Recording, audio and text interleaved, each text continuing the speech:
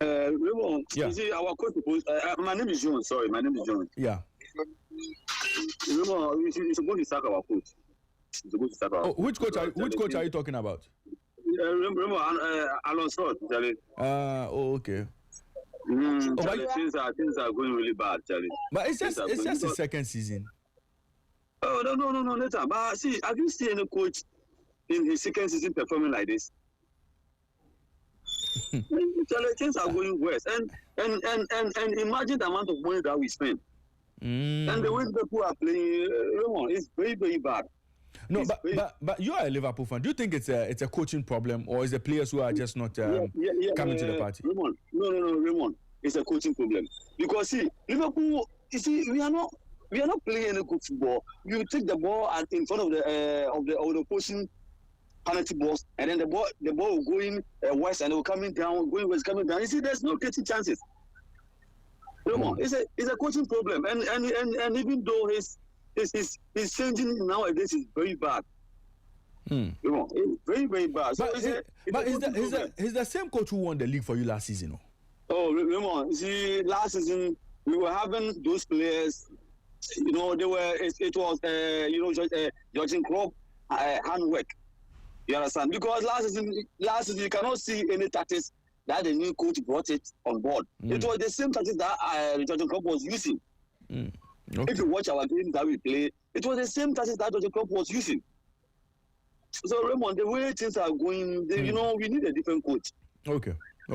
Because things are really, really, really bad. Right. Because Liverpool have never lost on 9 matches. If you even look at it everywhere in Anfield, Liverpool are losing 4-1 in Anfield, and there's no even team PSV win. No.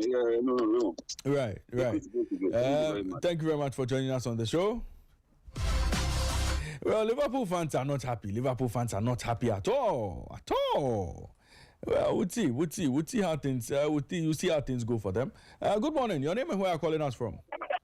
Yo, Mr. Ray. Yes, sir. Everything cool? Fantastic. We did cool. Yo, this is man. The downfall of Liverpool brings me joy. Hey, have you know that? I know. Think they don't sack him. See, if they sack him, they've done a very, very, how do I call it? They are putting their team in the big risks. If they don't sack him, how if you sack Slot right now? What are you going to be? Oh, but they are coaches. How many coaches did the market at all? Or they will go bring Fabregas. Ten Hag is also unemployed at the moment. I think Ten Hag, no, I look at him. You go, no, I wait to you sack Slot and go bring Ten Hag. Oh, there are a few other coaches. There are a few good coaches around. Oh, see, I go, Perry, you shouldn't sack him. We should continue with the work. We like him like that. I say, like the way United, you say something. No. Go ahead. Like the way I say United should sack Ubiyamori. You are saying he should be there. Doing some. Look at the Monday match. We are playing 10 against 11, and he was still playing 3 center back. These people they're not letting know. They are not learning. They against 11. You are still playing 3 center back. You know, it makes sense. And as long as Ubiyamori, make them keep them. Okay, right. Give them. Yesterday at this time, you make a short bet. Okay. All right. Yeah, make them keep out. All right. Thank you very much, Emmanuel. Thank you for joining us on the show. Keep your calls coming 030 279 4805 030 279 4805 0542 571061. Good morning to you. Your name and where are you calling us from? This is Annabelle. Annabelle, let me hear you. Yeah. You see, Anslot he's been exposed big time. You see, when you come and meet a template and you are working with it, that is when you should try your own tactics with the needs a profile matches. You understand? Mm-hmm. He was just moving by the tactics, and the players dropped left behind, and all that. So he thought he had gone through, and he's going to continue like this. Look at the purchases he made, and now he can't even use them very well. He can't even arrange the players very well, and then make good use of those players he bought himself. What kind of coach is this? Now, Liverpool fans are very, very much worried. They don't know if to sack him or to keep him. They've been hoping that there will be changes, there will be improvements, they will become better, but they keep getting worse. What are they going to do now? The earlier, the better. By January, they're halfway through the season, they have to let him go if he continues like this. Because they are going to drop, and they will become, you see, Ancelot should go. No. He's not showing any improvement. Look at the players you bought. But you can't even arrange the players, make good use of them. What kind of coach is that? You buy your own players and you can't position them well and make good use. The players he bought, are they not good players? Yeah, very good. They're very good players. Look at the amount he spent. You see, he came and met a template, somebody's work, and he enjoyed it. He was just being hailed all around. Slot. Now you make your own purchases. You use your own players that you bought. PSB scoring you 4-1 at home. Goodness me. Ethan, good morning to all my fellow callers. Right. Thank you very much for your call. And, you know, the story of Liverpool is an interesting one because you look at how much they've spent. Let me get back onto the lines. Good morning to you. Your name and where are you calling us from? Hello. Good morning, Uncle. This is Ahmed, calling from Kotoko. Ahmed, let's hear you this morning. Anes loss is now Anes lose. Look, he's not improving in every sector of the field. He's now even losing 4 at home. When was the last time Liverpool lost at Anfield at that margin? I want to. Can you help me? Well, it's been a while. It's been a while, and it's not changing. It's not improving. They should either sack him or go to relegation. Have a good day. Thank you. Have a good day, Ahmed. Still talking about Liverpool, but Immortal, you remember the story of Erigau? You remember Erigau? Erigau was scoring lots of goals for King Faisal. Hearts and Kotoko went into a battle to sign Erigau. Erigau finally swept Kotoko and joined Hearts. Gau joined Hearts, Gau couldn't score. Gau couldn't score. Hearts of went back to King Faisal and said, Jale, you the player we bought from you. Immortal, what did Alaji Cruiser say? He said, Hearts better player of me home. Man to goals. Issa can't score. He scored just 1 goal in the EFL Cup for Liverpool. Hey.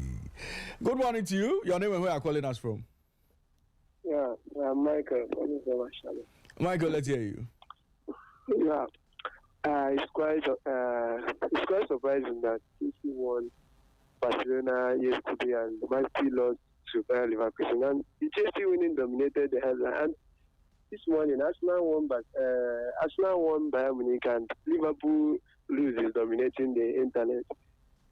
I don't understand, but all the same, you see, the main reason why Chelsea this morning they're also bragging that they will also win Arsenal.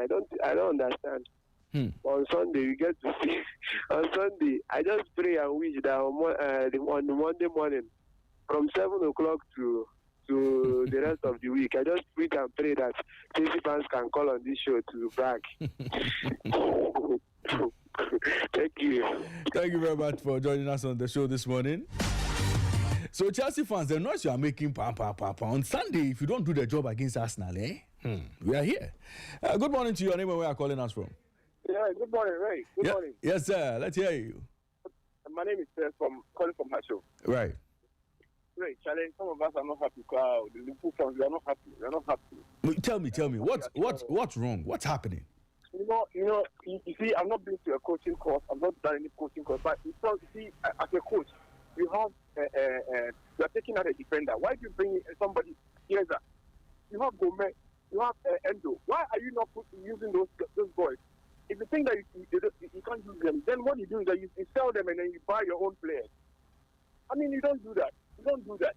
What this coach is doing, Leicester will be relegated. Though. What is going on right now, I'm sure the West Ham game, they will lose that match as well. Anytime Liverpool lose, maybe they score one, we know that another goal is going to come. Which is not good at all. It's not good. They're not happy. The coach has to go, like the other caller said. I agree with him. The coach has to go. Right. Seth, thank you very much for joining us on the show. And Liverpool fans are calling for blood. They say an slot is not good, the coach must go. But who are you going to bring? Good morning to you. Your name and where are you calling us from? Hello, good morning. I'm Eric calling from La Citizen Farm. Eric, let's hear you. Yeah, you see, with an slot issue, it's a bit delicate, you know. The fact of the matter is, if you want them to the Premier League, that's making it difficult for the board to take a decision on him. So, I mean, I think they should give him time. But the senior players are playing against him. The fact. Look at that useless penalty that Van Dijk committed yesterday. The whole senior captain of the crowd, the ball is coming, no challenge, just raise your hand to get in contact with the ball. For what? You see, but it's very delicate. If they like, they should give him some time if he can improve. But from the way things are going, it's looking very bad for him. It's looking very bad for him. So they should make a decision on it. And I would like to talk about the Ghana, you know. Right. We defeated Bayern Munich last night. People are now saying, oh, Bayern Munich is good. Even the company is calling for a rematch. He's calling for a rematch. Why? If you know that this game is a run-off, no problem. You will give me a rematch. This Arsenal a different way. Arteta has built a juggernaut of a team. And those Chelsea fans who are making Pele when they come on air that they are going to beat Arsenal.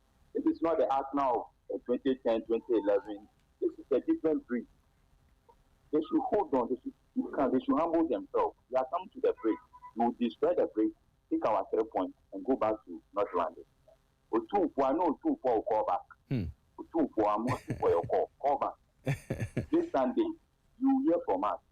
When we are playing the game, you guys will play exactly the same way we play Barcelona. We don't want to hear any pack the back nonsense. Yeah, we'll give them pound for pound. We hear you. Open up and let's see. Right. Pound for pound, if they are good enough, if you open up, they will see something. Thank you. Let me leave. Thank you very much. Thank you very much for joining us on the show. And let me remind you that on Sunday, we would be watching that game. Our watch party will be at the A&T Corner. The A&T Corner will be hosting our watch party this weekend. It's a game between Chelsea and Arsenal. So all of us will be at A&T Corner inside East Legon this Sunday for that big game. Well, let me pick my last call, and then we get straight into the business of the day. Good morning to your name and where you're calling us from. Yes, sir. Yes, sir. Otunfo is back again. Oh, Otunfo. Oh. But we don't know the continue. We don't know the continue. Me pen the tournament between the two of my friends. Tell these guys something. We will show them tactics. We will show them tactics. We don't know the Arsenal of this weekend. Now Arsenal we're a new breed of Arsenal. We don't know what the Arsenal do. That was a we be here like Langa. We don't go to pass. We go cross pass. Square down. The way we make points for this Sunday match, really, we will score now. Right, Otunfo. I hear you. Thanks for joining us on the show. And you know, I'll bring my calling segment to an end at this point. But join us at the A&T Corner this Sunday. Let's watch that game between Chelsea and Arsenal together. The entire Sporty FM crew will be there. Every presenter I can think of would be there at the A&T Corner. So let's make it happen. Let's make it happen. You know how we do it. There'll be lots to eat and drink as well. So let's meet at the A&T Corner. But we'll get into the business of the day, and let's quickly look at yesterday and what happened at the Jubilee House. Yesterday, the Chief of Staff actually inaugurated an 11-member committee, an 11-member ministerial oversight committee for Ghana's 2026 World Cup. Now, let me take you through that story. And this is what the story says. The Chief of Staff, Julius Debra, has officially inaugurated an 11-member ministerial oversight committee responsible for overseeing Ghana's national preparations for the 2026 World Cup. In a stern address during the inauguration, Mr. Debra issued a clear warning to all members, urging them to work with the highest levels of integrity to avoid any actions that could bring the country's name into disrepute on the international stage. The formation of the committee signals a major step in Ghana's efforts to ensure a smooth and organized participation in the global football tournament. The committee has been specifically tasked with providing strategic guidance for the entire national contingent, ensure strict compliance with all international standards and regulations, supervising all national preparations ahead of the tournament.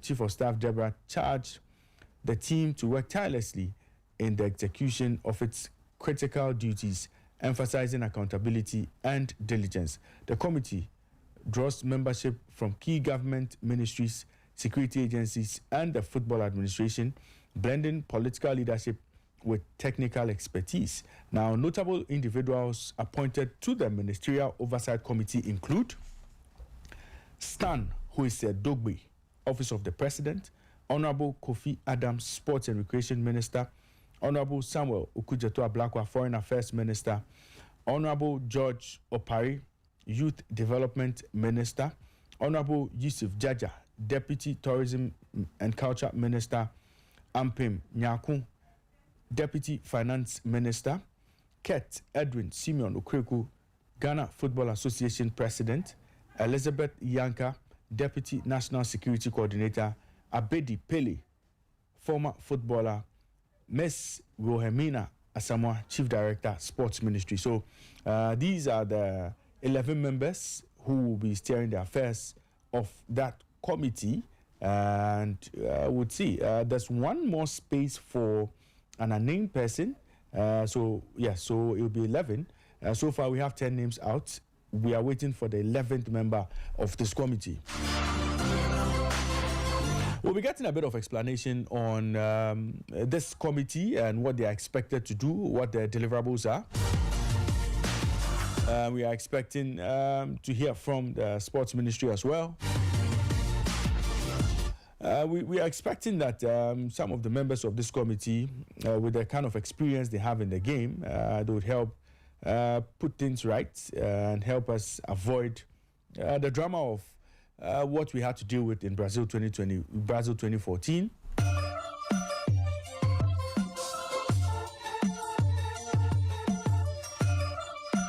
This is Sporty Breakfast live on Sporty 106.1 FM in Accra, 102.5 in Takoradi, and 91.3 in Kumasi.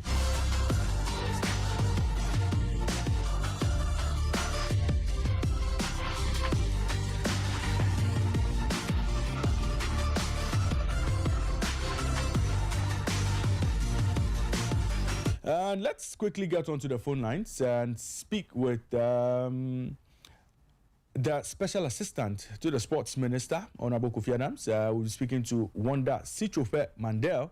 He's joining us on the line. We'll get a few thoughts. We'll pick his thoughts on some of the developments that have happened so far. Wanda, if you can hear me, good morning to you and welcome to Sporty Breakfast. Good morning, Raymond. How are you doing today? I'm doing well. How are you too?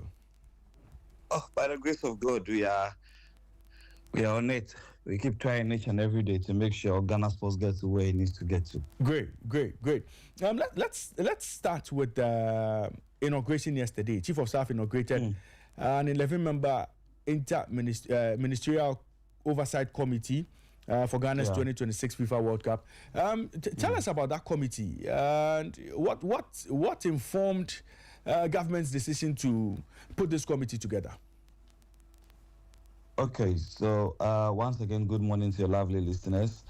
What informed government to put this committee together? First of all, government is trying to do things right. If you follow what happened yesterday, whatever the Chief of Staff, Honorable Julius Debra, put out, he was categorically clear that We are not going into this World Cup with the mindset of 2014 or 2010, but rather we are correcting things that needs to be corrected and make sure we work with clarity going forward.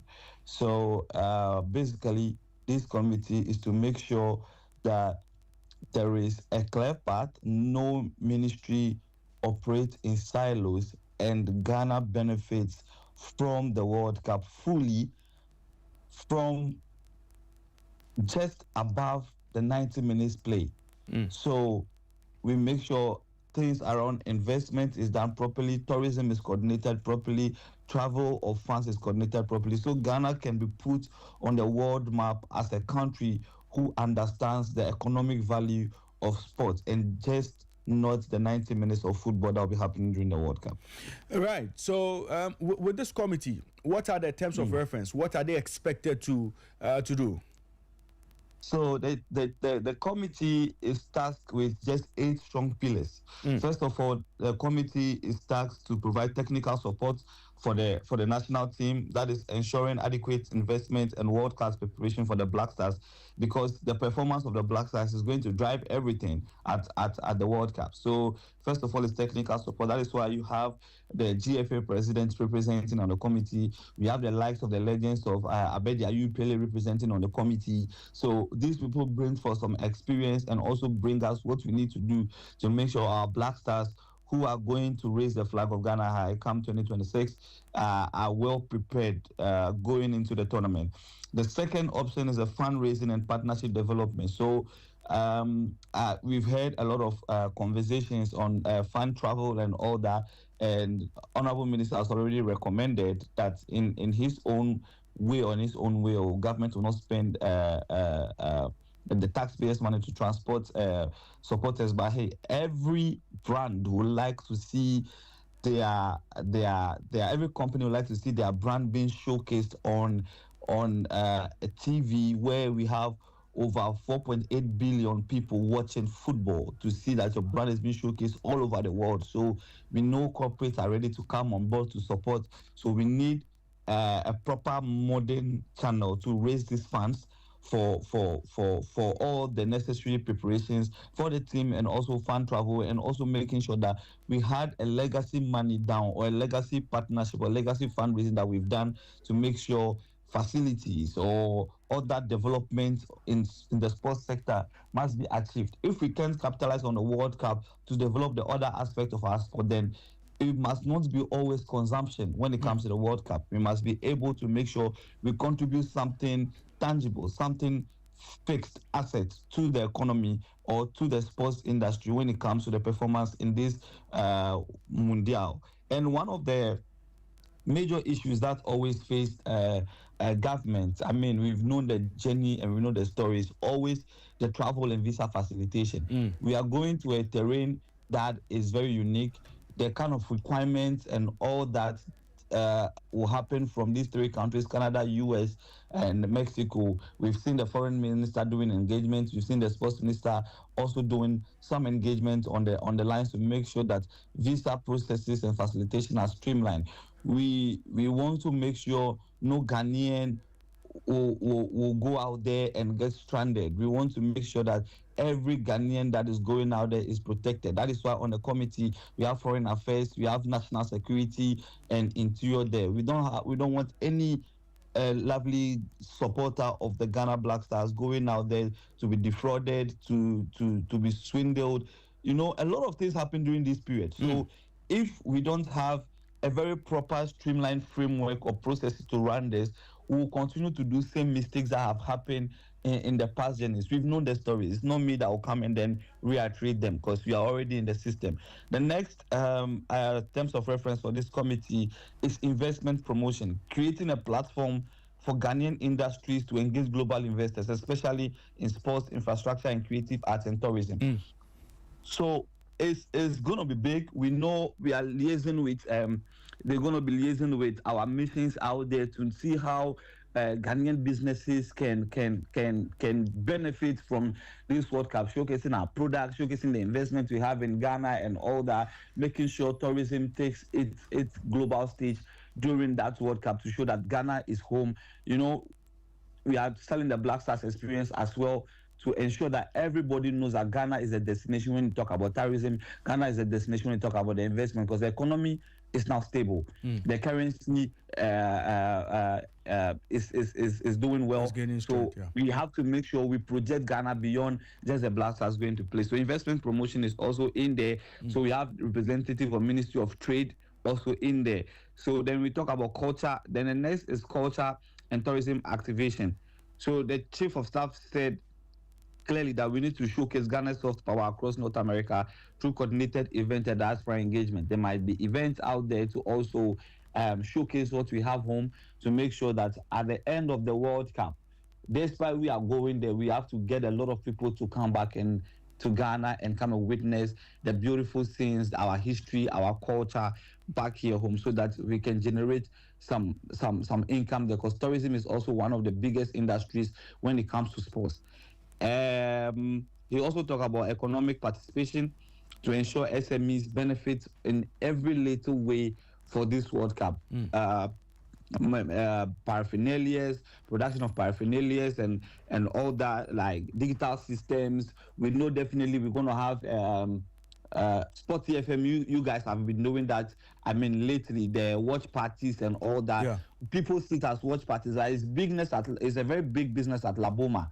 When you go to Laboma, now people are gathering to enjoy themselves. You need to coordinate these things very well, so that it will not be in silos operation. At the end of the day, what will government benefit from these watch parties? What will government benefit from this SMEs production? But bear in mind, if Ghana didn't qualify, or if the Black Stars couldn't qualify, there will not be any watch party for the Black Stars. Yeah. There will not be any memorabilia being printed for the Black Stars. We are not going for the AFCON. And we know how much Sporty will be losing when it comes to brand endorsement, when it comes to advertisement and all that. Like by this time, companies are rushing, because we know our Black Stars will be in competition in this December. And if the nation or government have spent money to make sure we get to where we get to, we must also understand that one way or the other, it is not just about who scores or who wins. There must be an economic value returns for the taxpayers to know that this is your money that has been spent on this team. There is a gain return to the economy, and there's a gain return to the government of Ghana as well. So those are the things that we are planning. And then obviously fan engagement. We want to ensure that there is smooth participation of the passionate Ghanaians that will be transferred from here to US to go and cheer the Ghanaians in diaspora, how we can coordinate them properly to come on board and then support the Black Stars. We must have an efficient and an accurate way of doing things. All these areas I have mentioned will end up in a legacy roadmap towards 2030, because the World Cup is a 4-year cycle. Yeah. So if we are done with this World Cup, what have we achieved that we can point at and say we are starting with this towards preparation of 2030 World Cup? So it's a continuous affair. It's not just a one-time event. So basically, this is what this committee has been tasked to do, and they will report to cabinet, and everybody will operate seamlessly without having any individual silos operation. That is why all the areas I've mentioned, we have representation from the ministries, the ministers themselves in this committee to work to make sure governments have value for money, and also it's in line with national policy. Right. Wanda, let me help me understand something here. So with the formation of this committee, what happens to the inter-ministerial technical team the minister set up a week ago? That's a committee that has a different composition on itself. What's the difference? Are they going to work together, or the formation of this committee collapses the one the minister set up? Definitely not. If you go to the civil service or the ministerial working environment, we have the civil service heads that do the day-to-day administration, and they run the place whereby the policy heads are always the ministers. They make the final decision.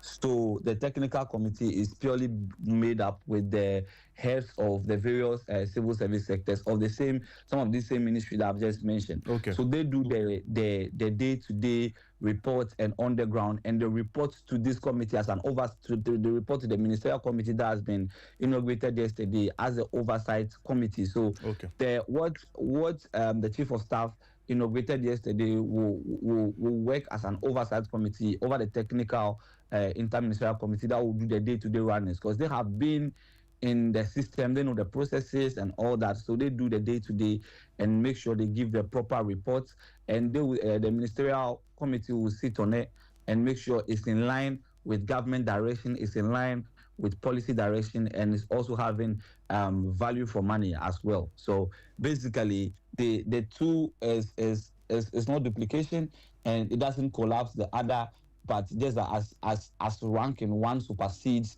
the other. Yeah, so that everybody is involved when it comes to decision making. Finance is in there because definitely they will allocate, they will approve, they will release. The office of the president is in there.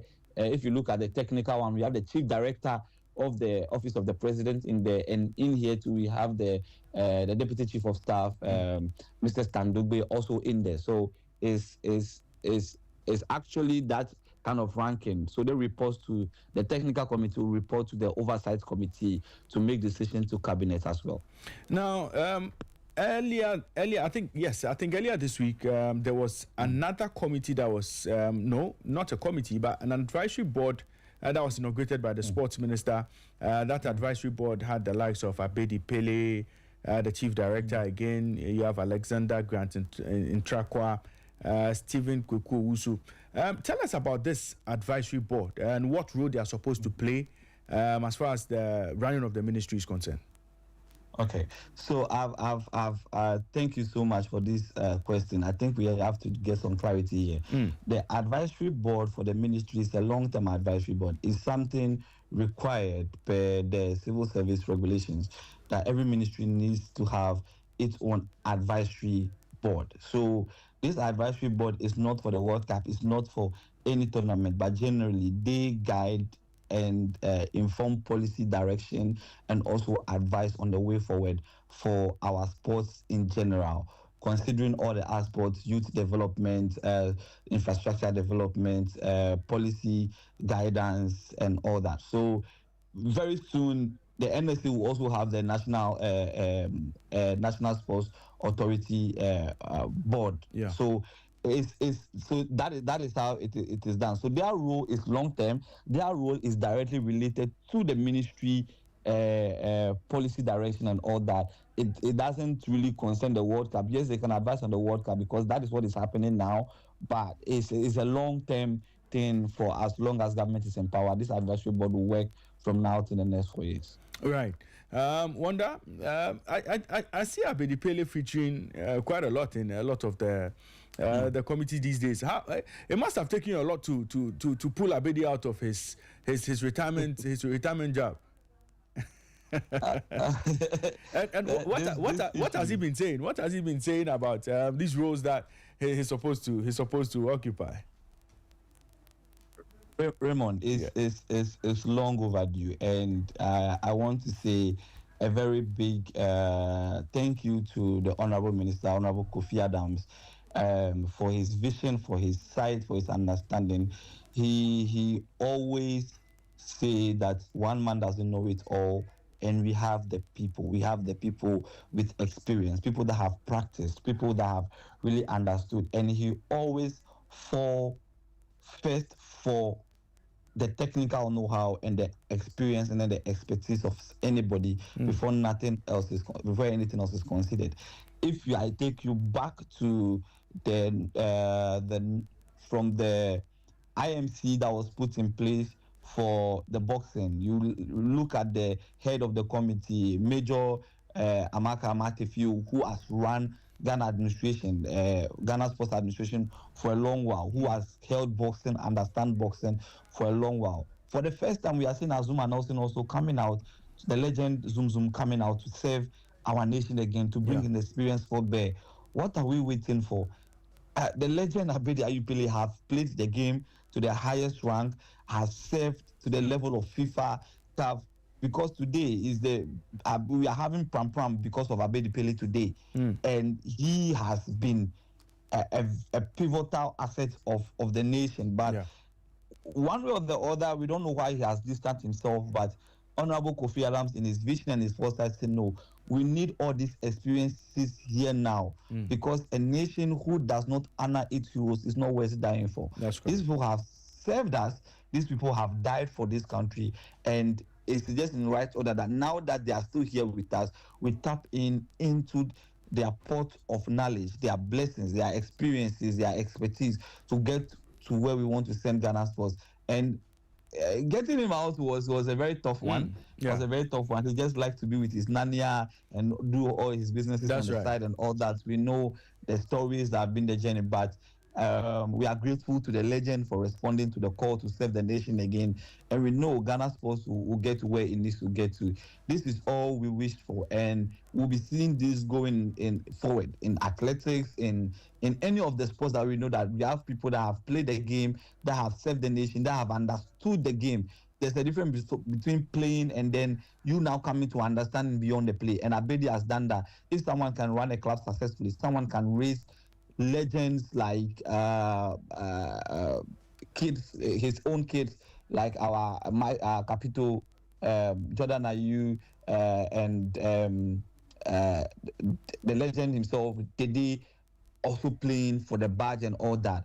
He has something to serve. He has something to bring on the table. So this is where the Honorable Minister is calling for his expertise to guide us and direct us to bring our football back to where it belongs. And God being so good, everybody is in line, everybody is in process. So yeah, right. I think we're in the right direction. Yeah, Wanda, I was going to let you go, but I have a final question that's coming from a listener. He wants to know about the 2026 African Championships in Ghana. Any word on that? The athletics African Championship. Yes, that's correct. Right. Yeah. Okay, so any word on that? There are still engagement. The Ghana Athletics, I think with the last conversation we've had, we're still finding a date that suits the 2026 calendar. Because if you look at the 2026 calendar, it's packed with a lot of activities where Ghana is participating in.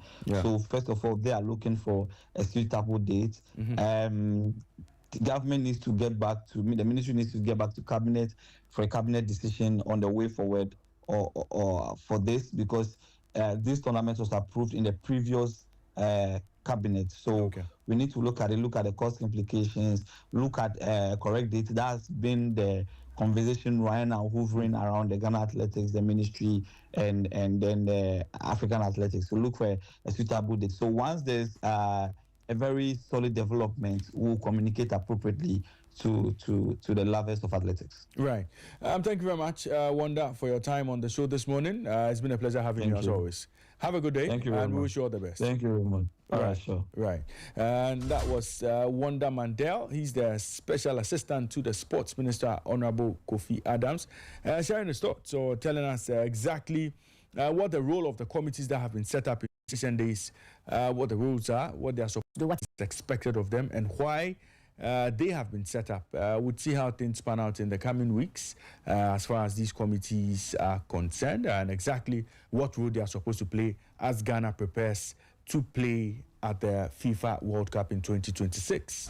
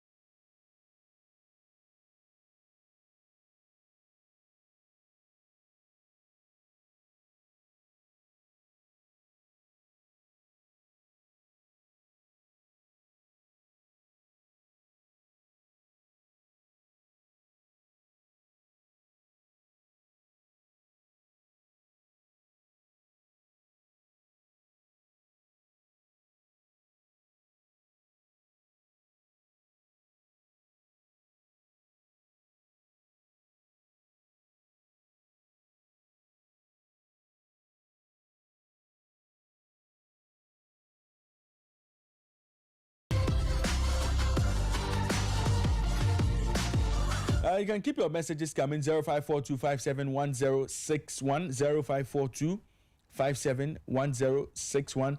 Share your thoughts with us via WhatsApp, and we'll share your thoughts with the rest of the world.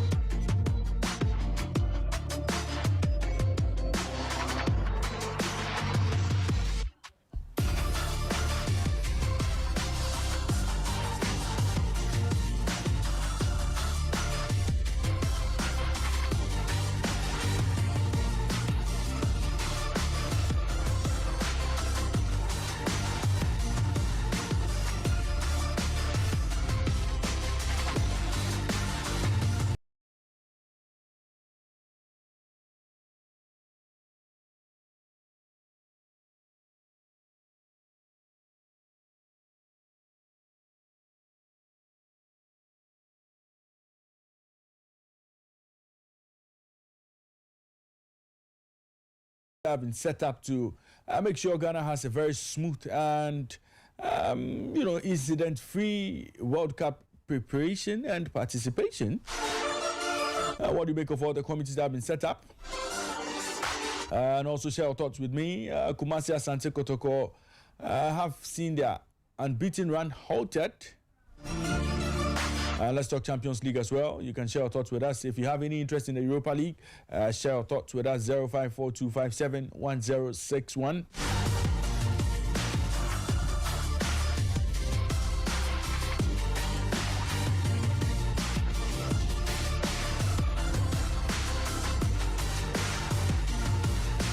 But let me remind you that this weekend, the game between Arsenal and Chelsea, that will be happening at Stamford Bridge. We're going to watch it together. So our watch party this weekend will be at the ANC corner. On Sunday, the build-up starts from 3:30. Kickoff is at 4:30, but build-up starts at 3:30. Let's preview the game together, and let's watch the game together. There will be lots to eat and drink, and of course, all the nice things will be there. ANC corner is inside East Legon, just close to the East Legon police station. Let's see you there.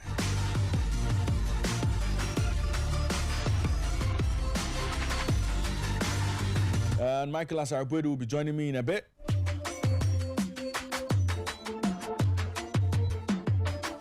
Let me see if I can get in touch with Michael. Michael, good morning to you and welcome to Sporty Breakfast. Well, good morning. Michael, I'll get back to you in a bit. I'll get back to you shortly.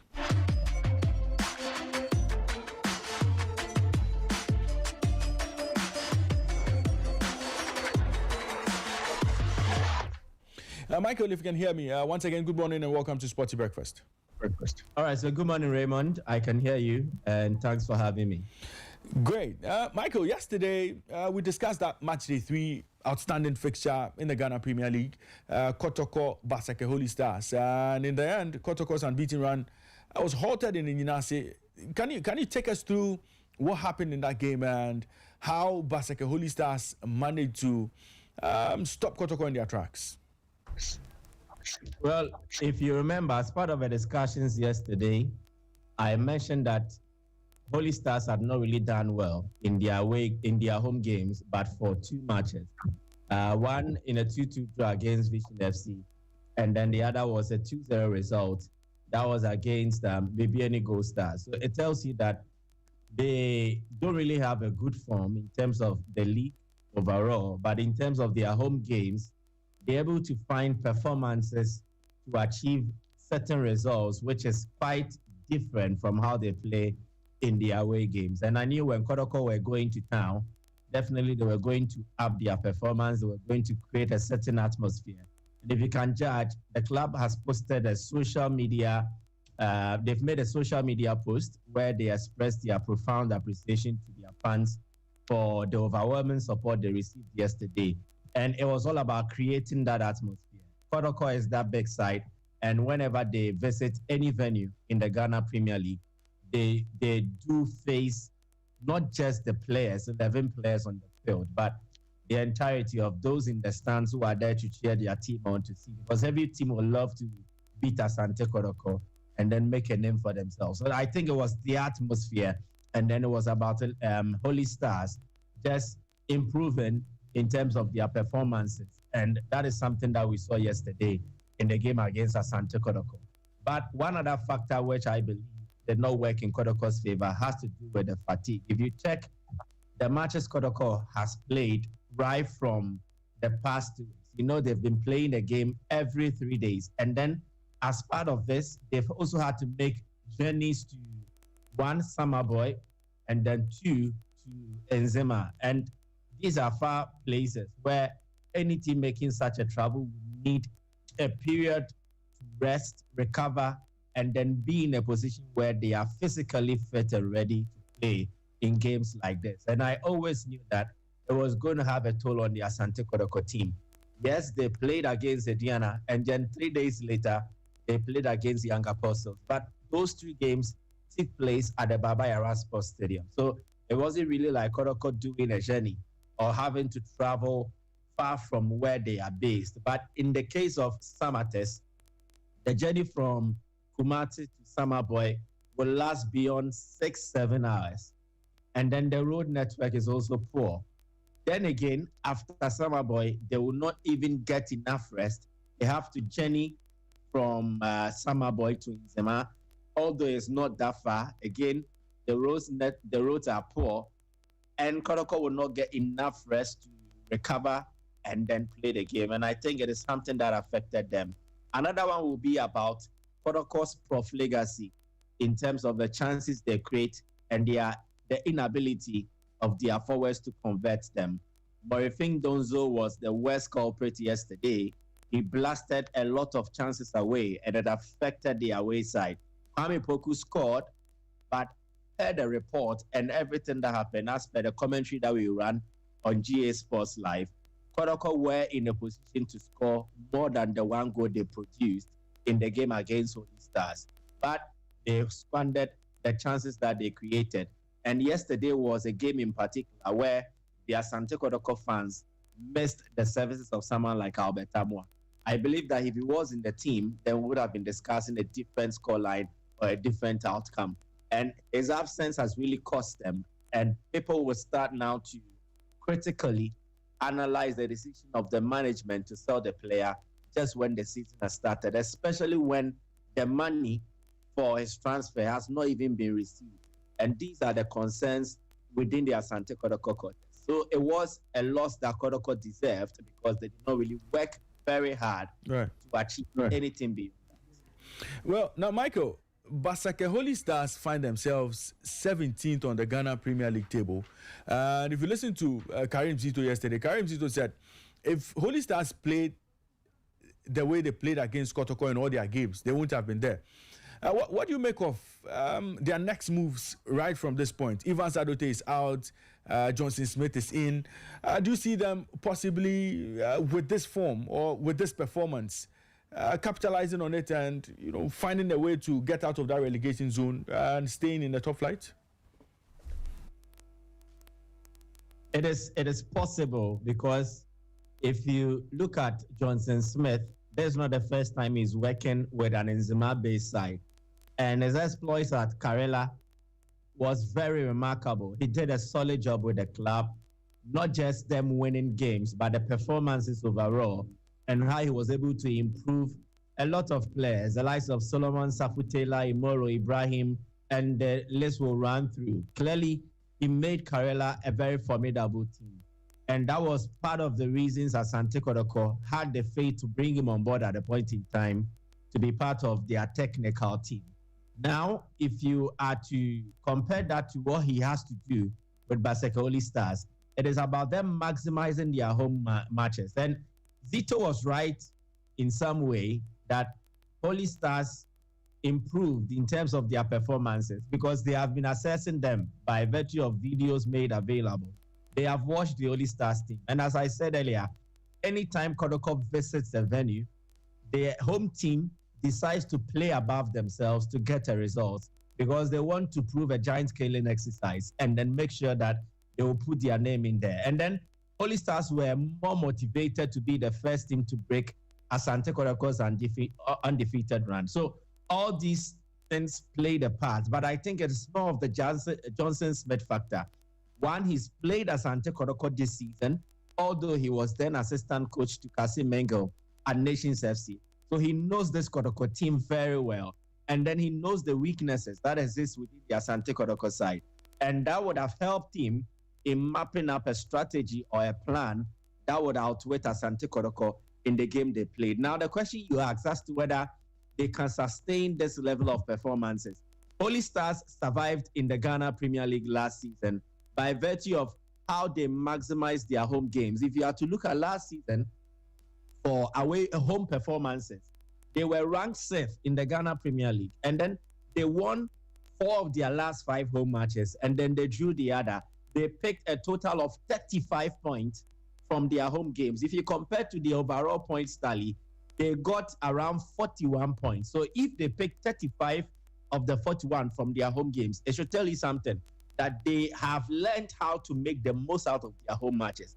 And I believe beating Asante Kotoko does a lot of good to their confidence for them to build on it and then try to make the most out of the home games they'll play from here. So yes, I believe that if we are speaking strictly to how they can make the most out of the home games, I think the Kotoko match is a good trend setter, and then they will carry on from there and then do that.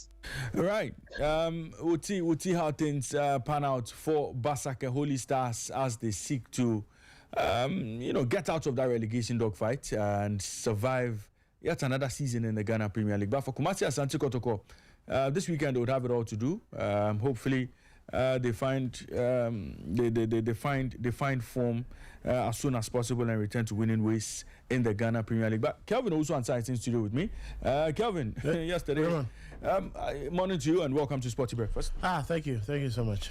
Well, yesterday you didn't get to speak about Kotoko and Basake Holy Stars, but that result in Inase, did it surprise you? I'm not surprised. It was always going to come. Looking at how jammed up the fixtures were for Asante Kotoko, and it's one thing that I was always complaining about, that did they have to, clear every outstanding game that they had to play? If I was Asante Kotoko, they could have played, a much more easier game against Future Stars in the FA Cup, and they could have actually won that or made the return and then come and play that on Thursday, because they play at home to Mediama on Sunday. Yeah. Play that game. It's an edge, so you don't travel too much, 30 minutes. You are back to your residence. You rest and you prepare for the Mediama game. Because this is a team that has been riddled with a number of injuries. And I asked myself, this was the same situation that Dreams FC found themselves, and they were nearly relegated. Samatex season, poor form last season was all because of the engagement in Africa. We've seen clubs struggle time and time again. Even the season that Mediama played in Africa, they struggled, to stay top. And it was quite difficult for them to try pick up the pieces. Now, what I always think is, there are times, in as much as we think about the calendar, there are still avenues. If Kotoko had waited, or maybe waited till, let's say, after the first round to play the final outstanding game, I'm not sure it's going to hurt anybody.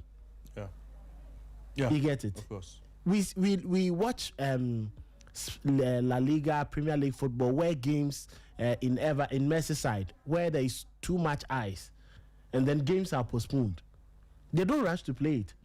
Remember in the La Liga or in the Serie A, when people collapse or there are incidents of they think that security concerns, they don't urgently want to clear the matches, because there is always an avenue. And this is the point where I was thinking about the PFAG. Did they think about the travels? Let's not forget, our part of the world is not like Europe, where you have that opportunity to play every 3 days, every 4 days, because transportation is at its very best, smoothest. Yeah. Even with that, they've been complaining about the jammed up fixtures and all that, the calendar. So I think it was always going to come. And looking at how Holy Stars were revitalized for this game, I don't know. Michael, was Johnson Smith the coach yesterday? And this is a man who is always pumped up. He's hyped up for the big games. And he knew exactly if any coach knows the Asante Kotoko team very well. Johnson Smith. Yes. And you know how to actually work and get the worst out of this Asante Kotoko team. Play in between the lines. Because I think that even with their screen in Hilary Adabo, he hasn't really been effective, and it's the reason why they were looking for a free aqua. They were trying to also get, someone like Richard Boadu and other players to come and sign. And Zito himself has opened up to say it, that he needs a right back to complement his team. He needs a central midfielder. He needs an attacker. And he needs someone like a number 10, a proper number 10, which he's been speaking about. Yeah. Yesterday, I think during the warm-up, it was an injury to Ablo. Yeah. Some players cannot contain the burden of traveling that length and breadth across Ghana. And it's not flight. They're traveling on a bus. Yeah, they have to do that by road, yeah. The trip from Kumasi to Samaboy. Zima. Okay, Samaboy. And then moving from there to Enyinase area to go and play that game against Holy Stars. It won't come easy. And these players are playing, they only have just like 1 day rest and then they get back on the pitch. So it was quite telling, but I think credit should go to Holy Stars. They knew exactly where to hit Asante Kotoko. And then they plunged through with the through balls to just weaken the Kotoko defense. If you look at the goals, any team that actually wants to play, and get the better of Asante Kotoko, play through that line. That was how Ediana was tormenting Kotoko. Just that I think that on the day, if they had better finishes, they would have won the game even in the first half. But they failed to. But Holy Stars managed to just pick up the pieces and get the better of Kotoko. And I think one thing that should come, maybe Samba O'Neill has been getting all the praises. But there are times he needs to understand that he should calm down and tone down in games. I am sure if Kotoko had gotten a draw from this game, they would have been happy. I don't see the need in trying to push up the field. And you look at the ball, he was actually waiting for, them to slow down the pace, and then by the time he realized, the pass had gone through the two defenders, Zakaria and then himself. So quite unfortunate for them. They had to lose the game. But credit to Johnson Smith and Basake Holy Stars. This could uplift their mood for the rest of the season. And knowing Johnson Smith, he's one of the coaches, unfortunately, not having license A. But he's one coach that you can trust that he will give you a very good team that will be built for the next couple of weeks or the remaining weeks in the Ghana Premier League. But Basake Holy Stars know that if they have Johnson Smith, they would be able to survive this season, especially their home games. And this is the Ghana Premier League. Win your home games, get a couple of very good, points away, and you'll be able to survive the season, which I think will be good for them. It's a statement win, and it's also a lesson to Asante Kotoko. Maybe Zito is frustrated. You listen to his post-match interview and you realize he's frustrated. But in all these frustrations, you ask yourself, where is Asante Kotoko's voice in all this? Yeah. I don't want to question the current management or hierarchy of Asante Kotoko. But Michael and yourself and anyone who knows Asante Kotoko time and time again will know that this management doesn't have the strength or doesn't have that capability to fight and push and make, demand from the FA. If it was any other strong Asante Kotoko management with a very strong board, they would have rejected playing these games consistently because they are not playing in Africa again. That's true. And it's affected them. Yeah. When their coach started complaining, they should have manned up to defend it. We don't have these players. We don't have this. You can decide not to play. We are in this country when they say when 2 players of your team are selected for national assignment or 3, you can decide not to do what? To abort your game and then play it later. Yeah. So how much more I am battling with injuries and then there is more time for me to play. To the end of the season. Thank you. Why do you jam up my fixtures? Right. Or because you want us to be on equal levels. It's never done anywhere across the world. When incidents of these happen, you give the team time. But that is good for, it's a good result for Ediana FC. They lead the pack, 3 points. Of course. You know, if 3 points. Kotoko had won yesterday, they would have gone level on points. Yeah, they would have gone level. And a draw would have reduced the margin to 2. Absolutely. Good for Ediana, good for all those who are ahead of Asante Kotoko. But I think this is a lesson to them, a lesson to Zito. And his team should be able to convert chances. They miss so many goal scoring opportunities. Yeah. Their finishing is terrible.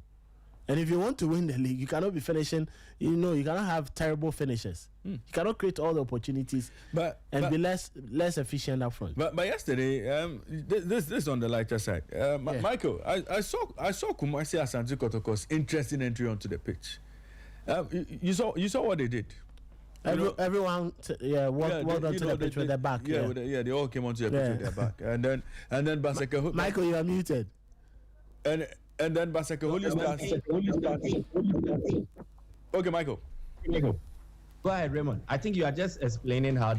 Yes, and Basake Holy Stars also came out of the tunnel, and then they lined up in front of the touchline, lifted their hands in the air, and we're also doing that. It was a waste and means game. It will always happen. And you see, yesterday when I saw Asante Kotoko had gotten to Enyinase and they posted it, I was surprised. Because Michael and I know that when they are going towards that, they don't even want to announce their presence. So when they announced it a day before, I was like, what have they seen? Knowing what happens in this country, and then, the thoughts about, voodoo and all that. I was like, why? Is this something new that, because they were quite early in to announce their presence that, yes, we are in Enyinase. But, well, it was bound to come. Like I said, they need to get better finishes, or they need to work on their finishing. Shooting of Asante Kotoko is poor. I don't know if I'm talking about shooting, maybe I'll Hubert Joe, but I don't even think he has that power consistently to be, giving them shots on target. But the rest, ask yourself, how many times is Pitami Duakwa able to hit the target? Inusa, how many times? Babayaya with his left foot in a central attacking position. Kwajo Seth, Hilaria Dabo. The one that you could have trusted to be hitting balls from close ranges or a bit far from about 30, 25, 35 years, Emmanuel Adri, he's also not fit. And even when he's fit, every time he shoots, when he shoots 5 times, just one is going to be on target. Yeah. Which clearly gives an indication of, if a team wants to win, you cannot be playing like that. Michael, your final thoughts on the Kotoko matter, especially their grand entry onto the pitch. Well, I think it all forms part of it, and they will tell you that it is part of the game. Teams decide to perform their own match entry rituals. For the Holy Stars team, to see them kneel and then offer a word of prayer. For Kotoko, they decided to enter with their backs and then facing the stands. I think it was part of their routine. I don't know who advised them. I don't know what went into it, but I don't think it's just ways and means. What I also heard yesterday had to do with that. They said it like this: so far as meaning as far as they've crossed the river, definitely Asante Kotoko was going to beat it. And so, you see, football has its own unique ways of trying to make some of these things work or not work. And I think for Kotoko, it did not work. Whatever instructions or guidelines they were given, it did not really pay off. And maybe they would have to look at this. I think they will really have to look at their loss as a more scientific one and not necessarily related to instances like this. And Kelvin has rightly explained, no team can survive such a dreadful run of games, especially when you have to travel long journey. And I think it is something that the GFA's competition department should see, because if it happens like this, it can serve as a demotivational tool for teams that qualify to play in Africa, because it will mean that fixtures are not favorable for you when you are to compete in the CAF Champions League or the Confederation Cup and also compete in the Premier League in a favorable manner. It happened to be BNA Gold Stars, but it went under the radar because they are Gold Stars, don't really have that much following, and not one of your typical big club. It is happening to Kotoko, and now we see that voices are growing louder that this should not be happening. And again, where is the rush? If Kotoko cannot play Holy Stars now, and they look at another instance where it can be like 2 weeks from now, and so that they can have the luxury of time to also prepare, and then it will be fair, because you expect that the game is about fair play. So fair play means it should not disadvantage one team as against the other. And I think it is something that the GFA's comms department should take a very critical look at. Right. They did same in the after the Kotoko House game, they had to play Vision FC. I don't know if the thinking is behind the point that, okay, so they've traveled to Samaboy, and traveling from Samaboy to Insama is not that far. So to ensure that Kotoko can manage costs, because if they are making 2 separate trips, one to Samaboy and then they return to Kumasi, then another trip to Insama, maybe it will be costly and would affect the finances of the club. So how about use a stone to kill 2 birds?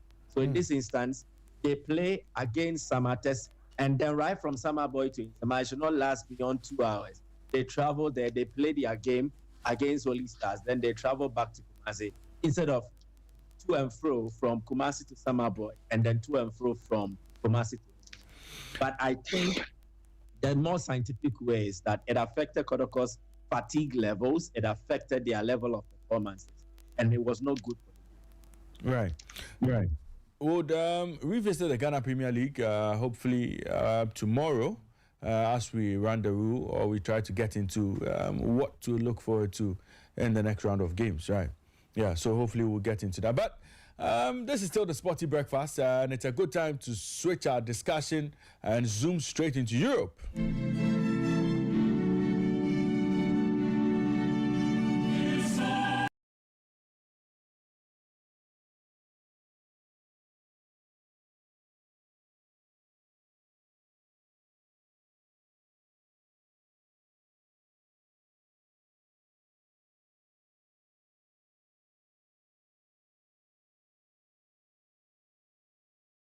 Action last night.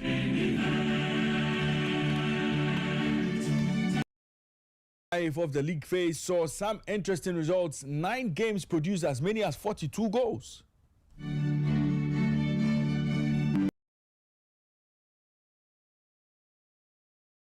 Game, we saw Real Madrid and Olympiacos also deliver 7 goals. What a night it was.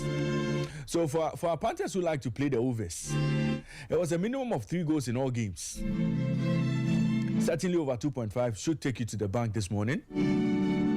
Well, this is how the games played out yesterday. Copenhagen played out a 3-2 game with Karat Almaty. Copenhagen defeated Karat Almaty by 3-2. Paphos played out a 2-2 draw with Monaco.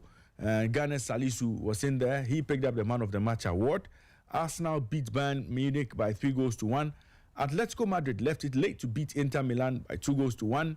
Eintracht Frankfurt were at home, beaten by Atlanta 3-0. Liverpool at Anfield, they bled. They were beaten by 4-1 by Peter Bosch's side, PSV Eindhoven. And then you have Olympiacos, battling it out to Real Madrid there. Real Madrid eventually won in Greece by 4-3. Paris Saint-Germain down to 10 men after their boy Lucas Hernandez was sent off late on in the game. They held on to beat Tottenham Hotspur by 5-3. And Sporting CP also defeated Club Brugge by 3-0. So that's how the results panned out. That's how the results played out yesterday in the Champions League round 5 or match day 5 of the league phase. Well, African players did dominate the headlines yesterday. We saw, brilliant performances from some African players, and I think let's start off the conversation from the African players in there, because Mohamed Salisu, Ghana's very own, he picked up a Man of the Match award yesterday after his performance against Paphos, and that should be good. That should be good for the Stars as they prepare for the World Cup. Mo Salisu is getting more game time, and obviously getting a bit of recognition because of his performances. And then there was Pierre-Emerick Aubameyang, who delivered for Olympique Marseille on Wednesday night.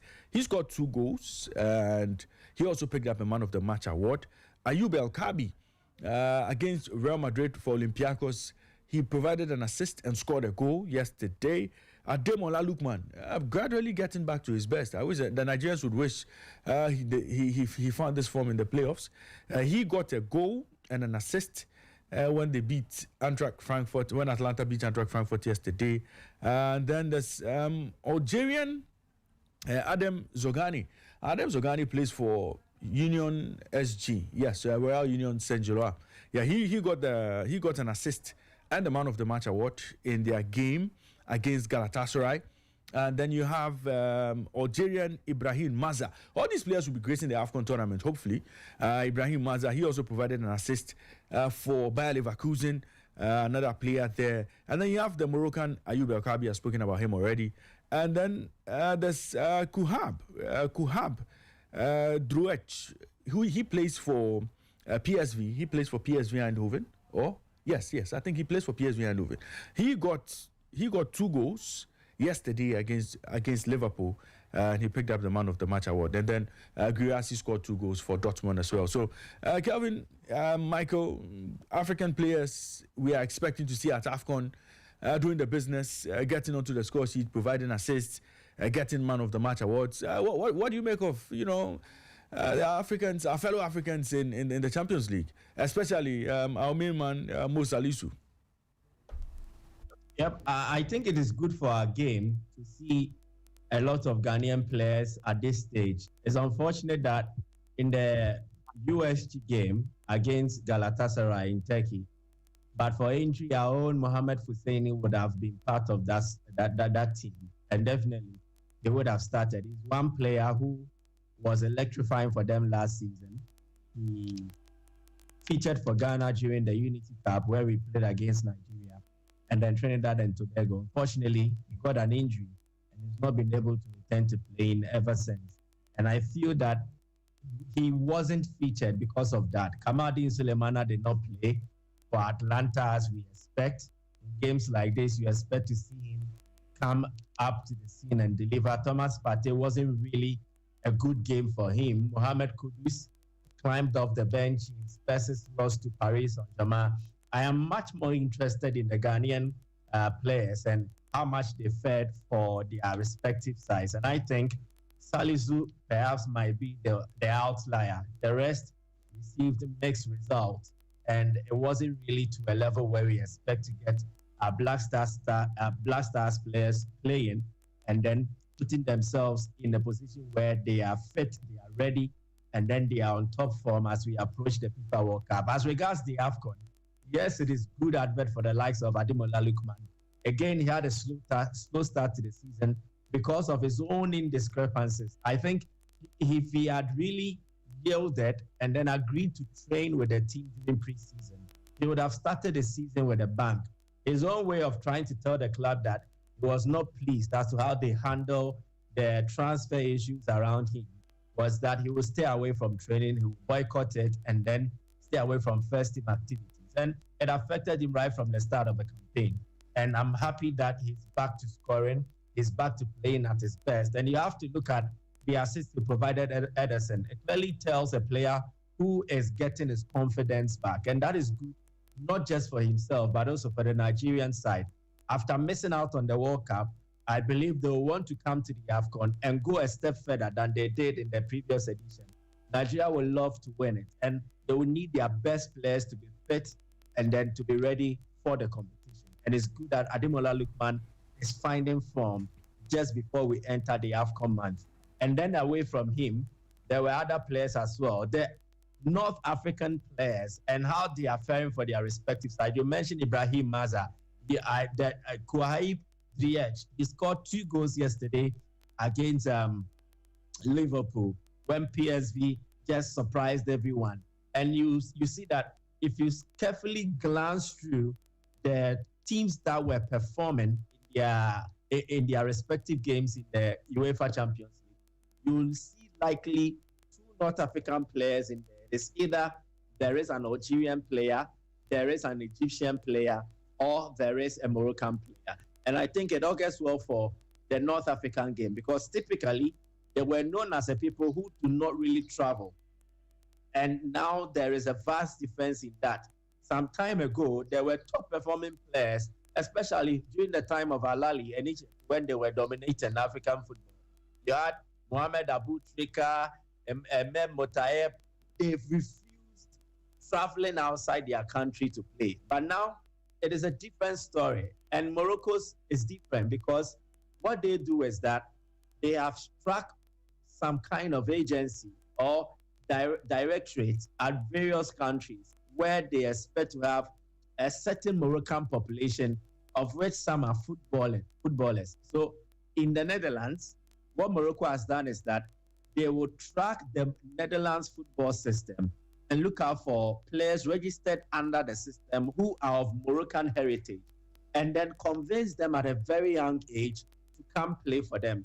So Kohaib Driech is likely one of such players. Maybe he wasn't even typically groomed through the Moroccan football system, because in all his career, he's played in the Netherlands, from Heerenveen to Excelsior, from Excelsior to PSV.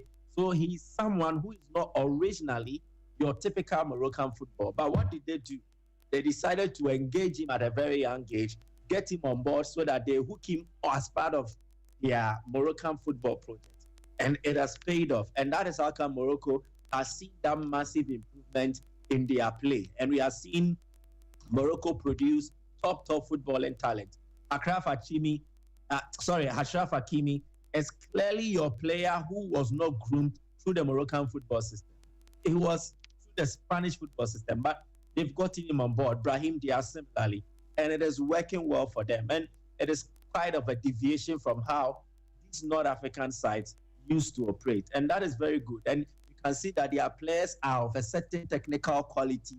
They are of a certain standard as compared to the West African players. And it's something that is not working well in our favor. But I'm happy that of all the Ghanaian players and the disappointment they faced in the UEFA Champions League, there was one Ghanaian player who had to hoist their Player of the Match trophy. And that is good for Mohamed Salisu and then Ghana football. Right. Michael, let's now shift focus to the games, and we'll start off with Liverpool.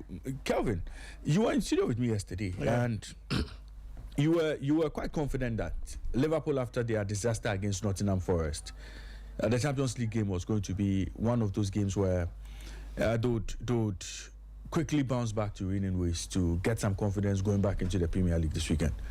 But as it played out, Liverpool clearly were never in that game, beaten 4-1 at home.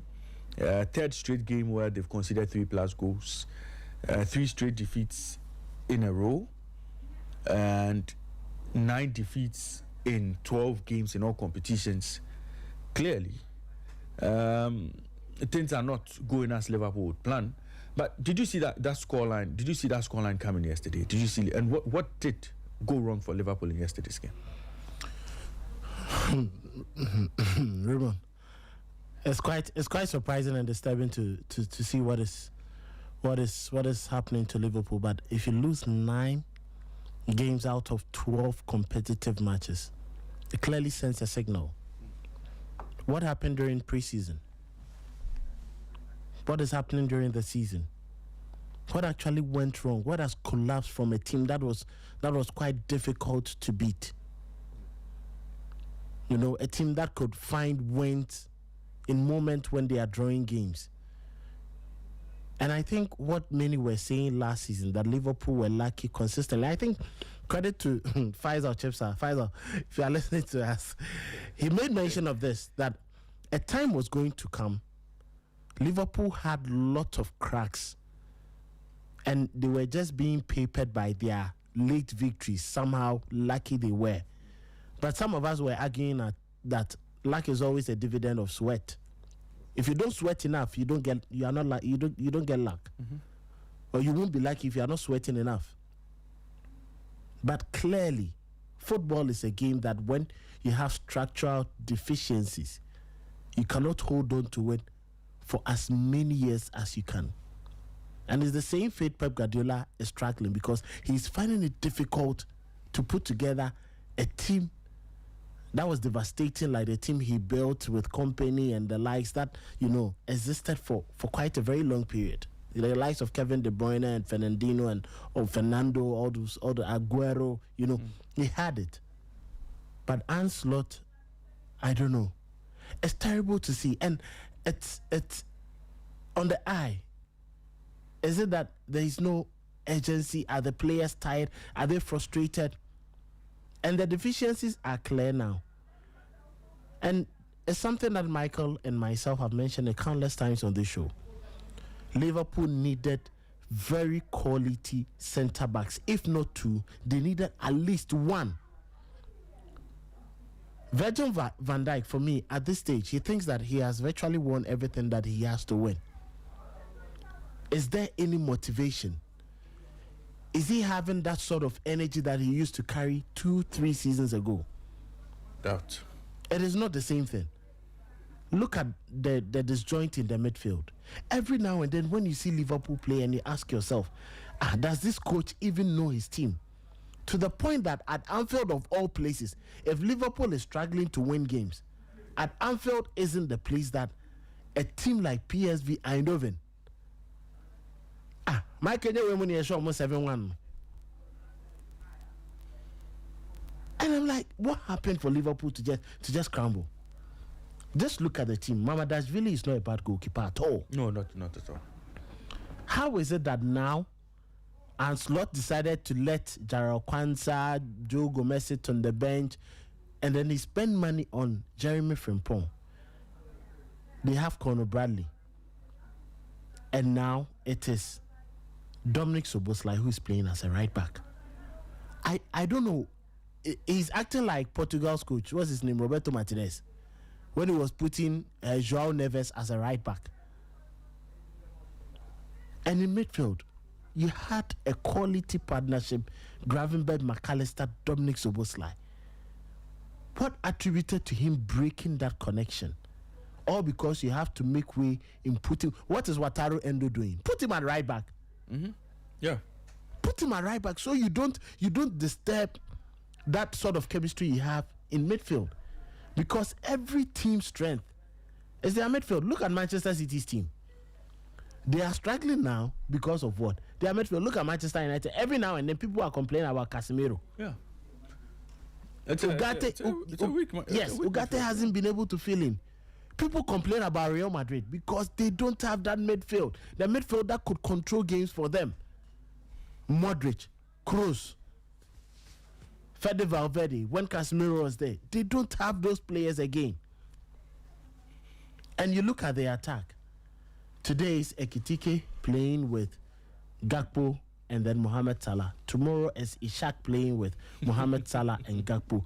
The next day is Ishak, Ekitike, Mohamed Salah playing. The next day it is Gakpo, Ekitike, that is Ishak without Mohamed Salah. Chiesa and all that. Look at this team. It's not a bad team at all. Yeah. Joe Gomez has proven time and time again he can play at right back. It is not worse than playing Dominic Szoboszlai there. So I think it's the manager. Maybe what we saw from him, just like all of us have said, and then we have come to agreement that he only used the template that was left for him by Jurgen Klopp to win games and win last season. And just look at the points tallied from Jurgen Klopp's time that he failed to win the league. 91, 90, 99, 97. Slot used just 84 points to win last season's Premier League. Yeah. And it tells you how bad Manchester City, Chelsea, Manchester United, Arsenal were. That's true. And for me, it was the league that was given to him by the rest. Fine. All of them started at the same time. But I clearly tells you the drop and the deficiencies or the inefficiencies of all the other teams. I think it boils down to coaching. It is not materials. This Liverpool team, even on the bench, just look at Liverpool's bench. Chiesa on the bench. You have Joe Gomez, you have Robertson, Wataru Endo, you have Nyoni. That one is a youngster, fine, you can understand.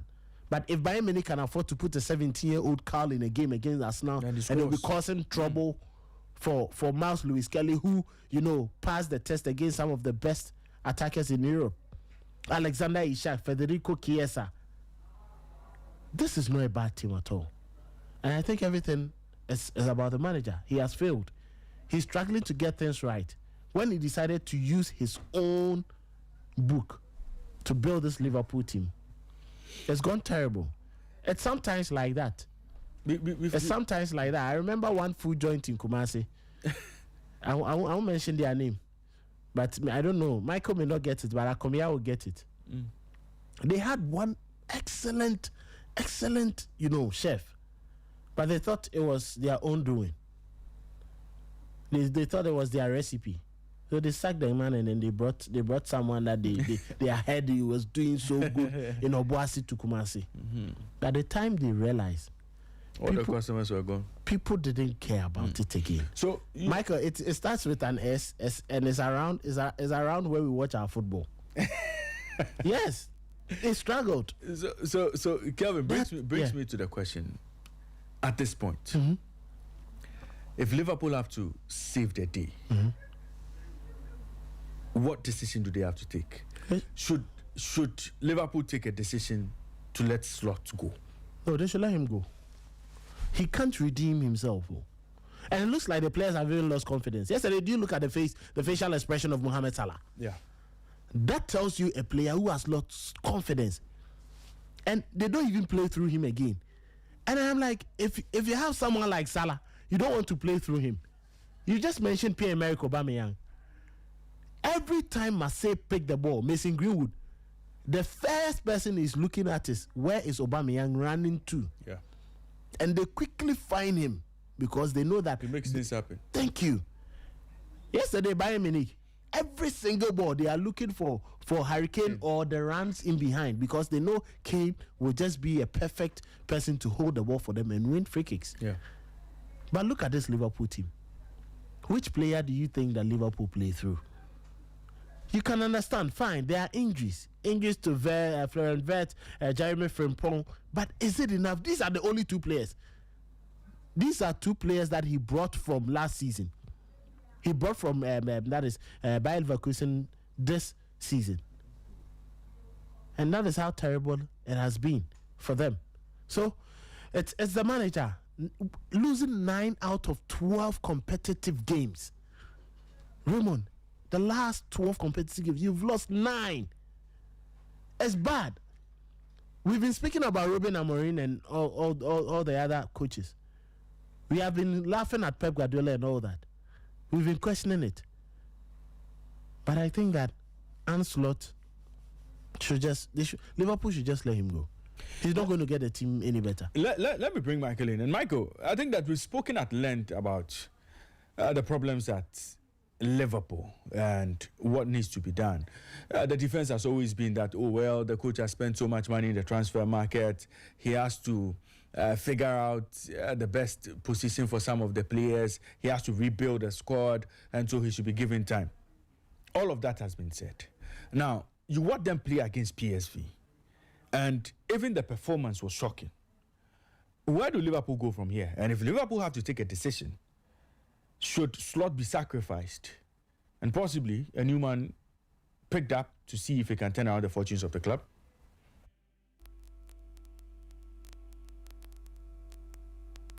Michael, I think you are muted. Yeah. I was saying that I was reading some post-match press conference quotes from Arne Slot on the Liverpool website, and he said that he still has the support of the Liverpool owners, so he feels safe. And I think that won't be enough to keep him at his job, because losing 9 out of 12, losing back-to-back home games against sides that you are on a normal day expected to win against. Nottingham Forest at Anfield is very much beatable, the same as PSV Eindhoven. And the owners' support will not keep you safe. It is the wins that will keep you safe. And with such a record, Arne Slot will probably be walking on a tightrope, and then the patience of the fans will be wearing very thin, because they will not expect things to play out in the same manner if they continue to lose. And don't forget, this is the first time I've seen Liverpool fans, who are mostly very supportive, leave their home venue even before a game ends. And it wasn't like it was one of those big European nights where some of the giants of Europe had come to town. and then Liverpool were just being beaten by a very good side. This was a very good side from the Netherlands, an average team in Europe. So PSV might be doing whatever they are doing in the Dutch Eredivisie, but in the context of European football, they do not even measure up to Liverpool's own record so far this season. So to get beat by 4-1 is not something that would keep you at your job for a long term. And the backing of the owners will likely shift when they start to note that it is affecting attendance. Supporters are growing agitated. They have lots of grievances. And then the players and their body language on the pitch is also not communicating positively. And you could see yesterday, Calvin was speaking to that of Salah. But look at the way and manner the Liverpool defenders, Virgil van Dijk and Konate, defended the 4th goals and the 3rd goals. It was so poor. And it told of a side that decided that all hope was lost under this manager, and perhaps they would need a new direction. But I think the decision why the Liverpool ownership has not acted is also a subtle admission on their part that perhaps they've also not helped the manager. This was seen as the transfer window where Liverpool finally right the wrongs, go into the market and address the specific needs in the team. And I think they did not do that. And Liverpool were mostly tagged as the club that were very much scientific in their approach in terms of recruitment. And they were always hailed as getting it right. Because players they brought on board, there was a higher tendency that they would go on to improve the team and then they would deliver. And the decision to bring back Mike Edwards was also part of this. So a lot of people believe that the Liverpool were returning to the good old days where almost every signing they did had that Midas touch applied to it. So that signing comes and is a golden one. It pays off for the club. Now it is very much different. They signed very good players who are looking like misfits in this Liverpool team. And it's because the fundamental issues in this team that needed addressing have not been well catered for.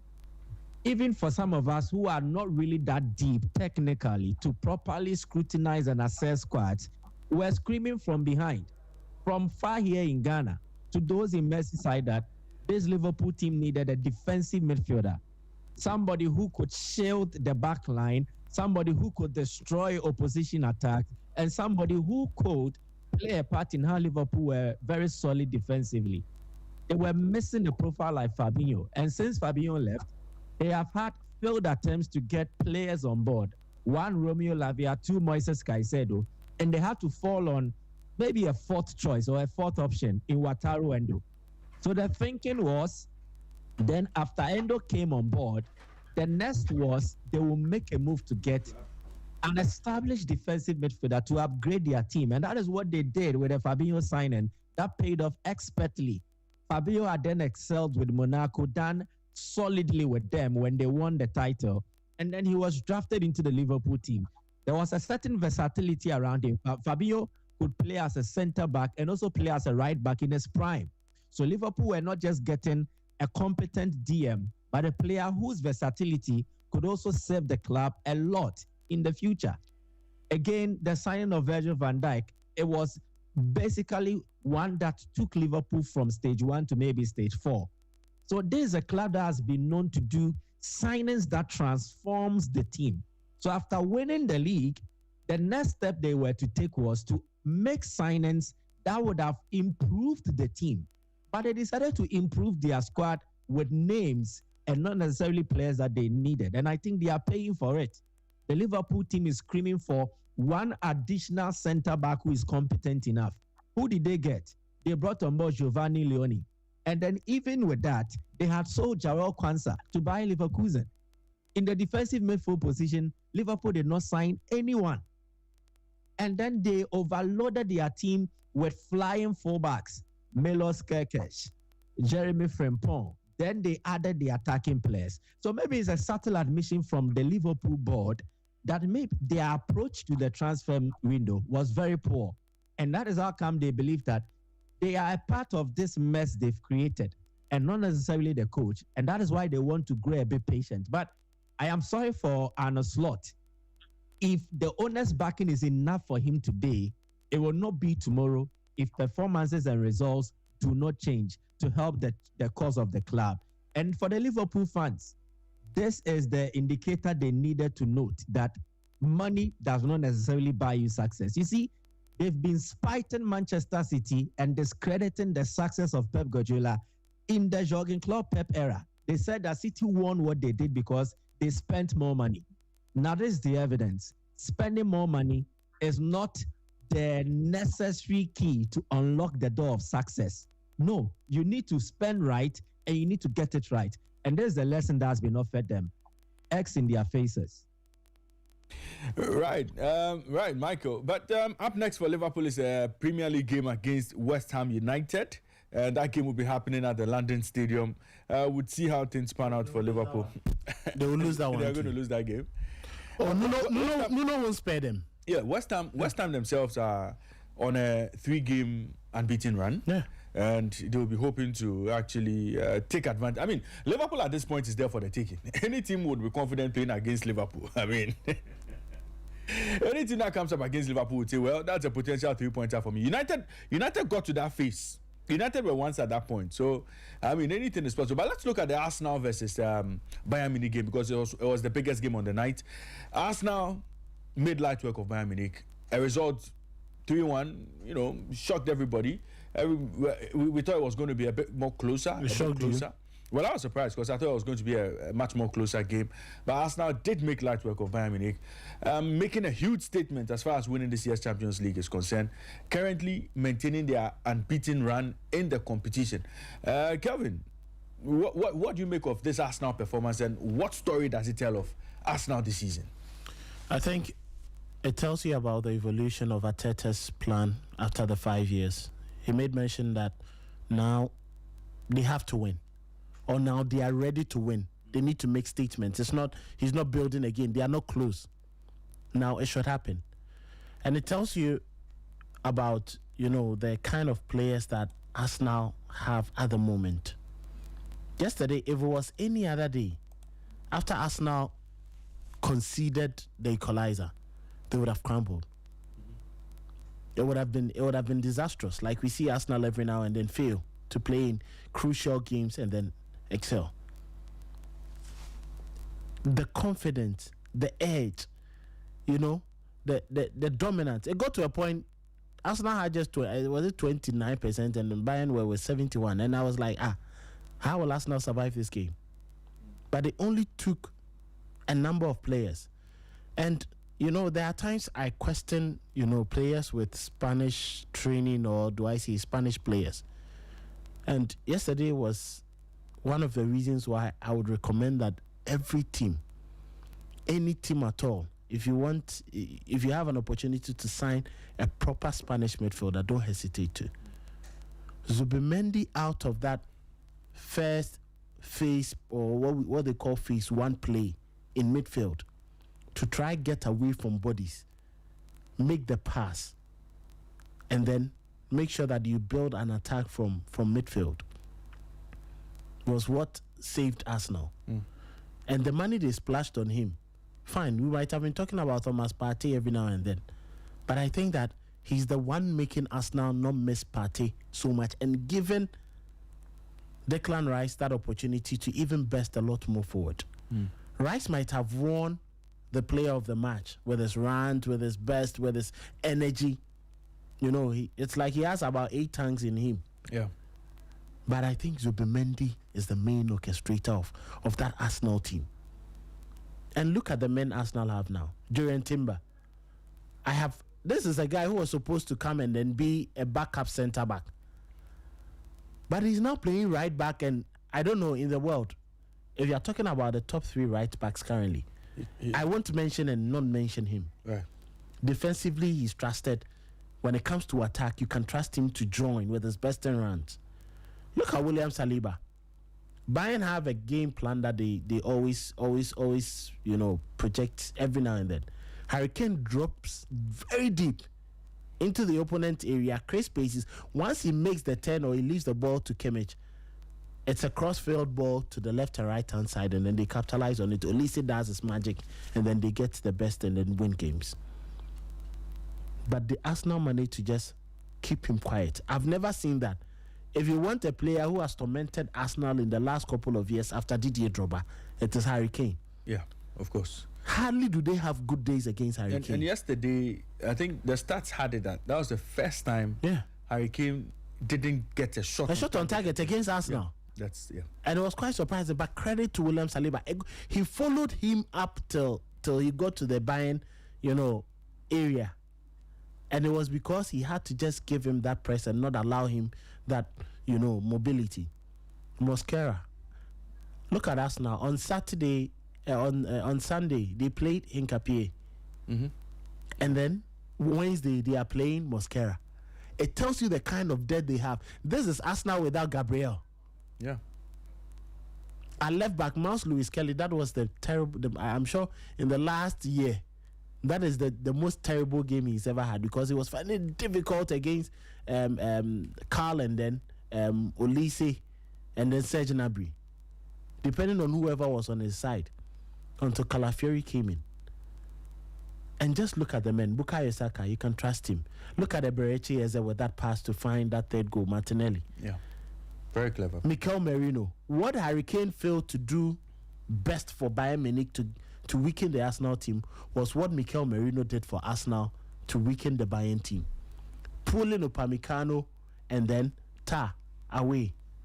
And I said it yesterday, if there is any defense I never fear playing against, or as a coach I'll never fear playing against, is the Bayern Munich defense. Whether it's Kim, whether it's Upamecano, whether it's how do we call it, all of us never rated Ta until Xabi Alonso took over by Leverkusen, and together with Edmond Tapsoba. And I always say that he's a beneficiary of a system, a well-orchestrated team, a system that works perfectly. There are some players like that. Individually, you cannot vouch for them to give you, excellence. But collectively, when they are in a team that is built well around it, they have that right chemistry, they perform. And that was what Arsenal used yesterday to get the very best out of it. Look at that last goal. Merino just pulled away those guys.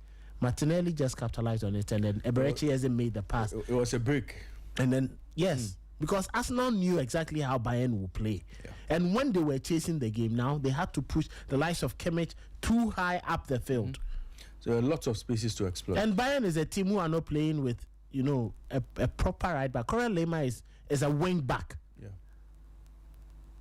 He's a wing back. So if you want the best, it was quite unfortunate that Leandro Trossard got injured very early. But it was still but when Madueke came on, Madueke got it eventually, yeah. He got that crucial second. And when he got in, he made sure that he did his best.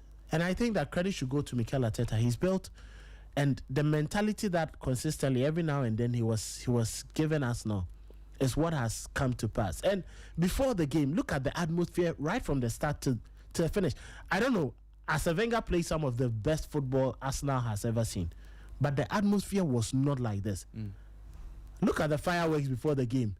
The tifo they released on Sunday, they released yesterday. And it was more like, come on, we know Germans, the Bavarians will come with noise. But they created an atmosphere that actually sank the Germans. And it gave us now that edge to play. I credit Arteta for it. And, and I think Andre Beta too has done Arsenal some good. Getting Zubimendi for Arsenal was really a master stroke. I know there's politics behind that move and all that, but I think getting Zubimendi was a master stroke for Arsenal. And then getting Noni Madueke. Chelsea fans may not like him, even myself. My Arsenal group, they call him Bandana. It was the reason why yesterday I got Bandana from Ghana, that song. Yeah. And I posted it on X. They call him Bandana the Unshegu. And luckily enough, yesterday, when he came on, he proved. And it should tell you that Arsenal had enough squad that if it was 2 seasons ago, Bukayo Saka wouldn't be taken off at 69th minute. They will let him play. Yeah, he'll play to But Arteta he has options. Bring Martinelli on. Madueke moves to the right-hand side. And we continue to play our game. And that was what happened. When Miles Lewis Kelly was having a terrible day, it was Calafiori who came on, and it was an instant hit to get in there. When Julian Timber was going off, Ben White, he's proven, trusted, and he came to deliver his bit. So I think it's a dividend of consistency and what Arteta stands up for. And, well, this could be Arsenal season.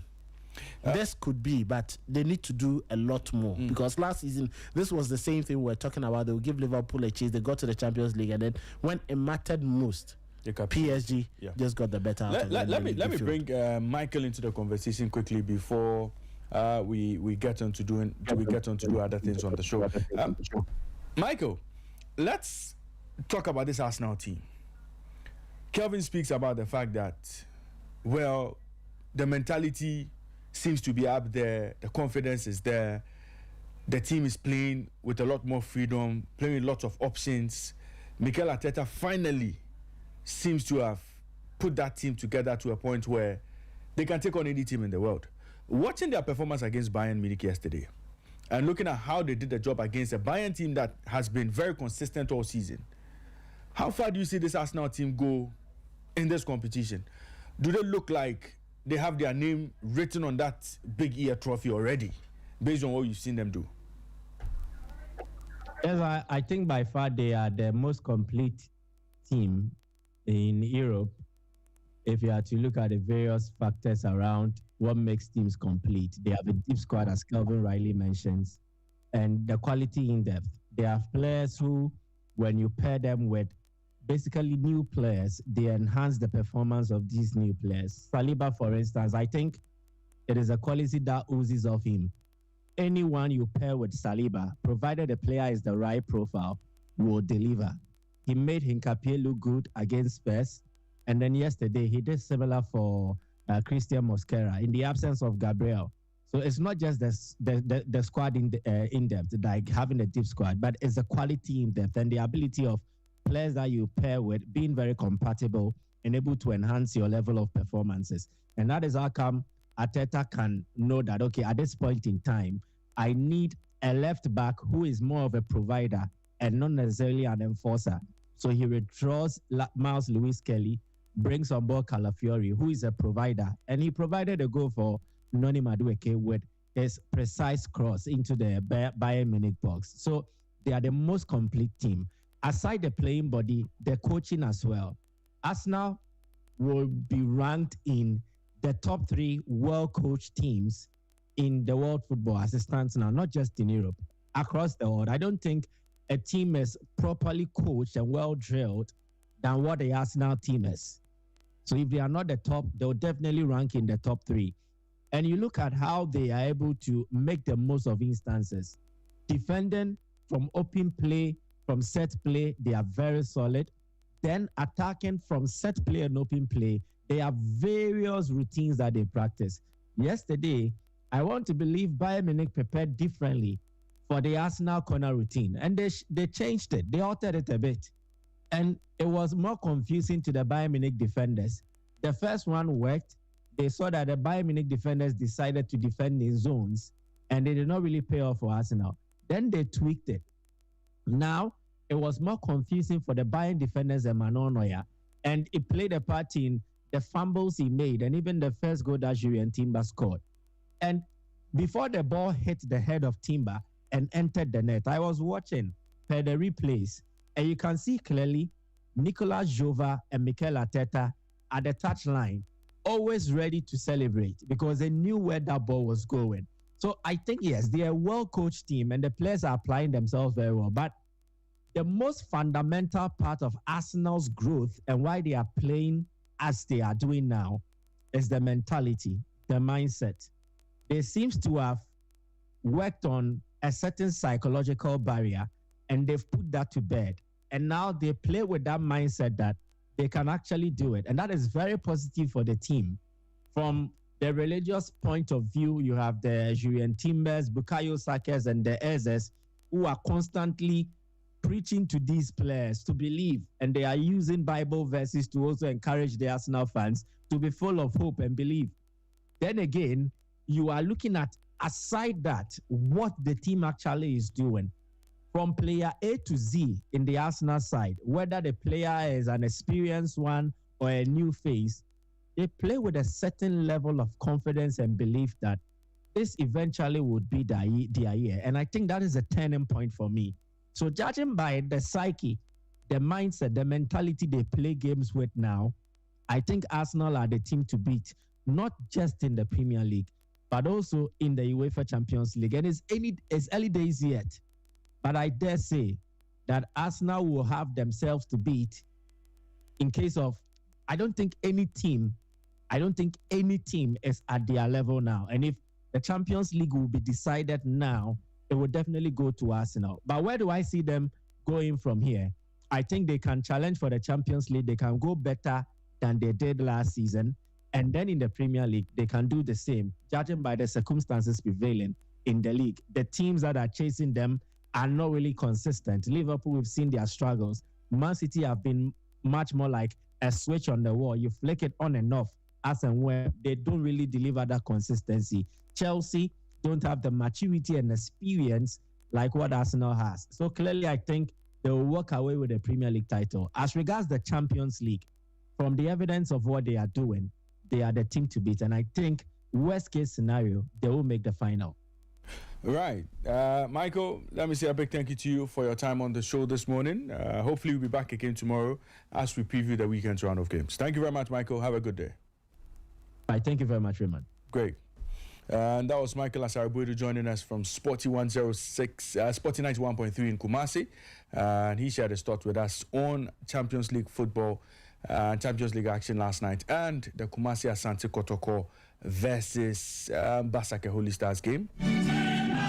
So wrapping up the conversation on the Champions League, Arsenal, after 5 games in the league phase, are top of the table. They have 100% record. They've picked up 15 points from 5 games. PSG are second, 12 points from 5 games. Bayern Munich, 12 points from 5 games as well. Inter Milan are fourth, 12 points from 5 games.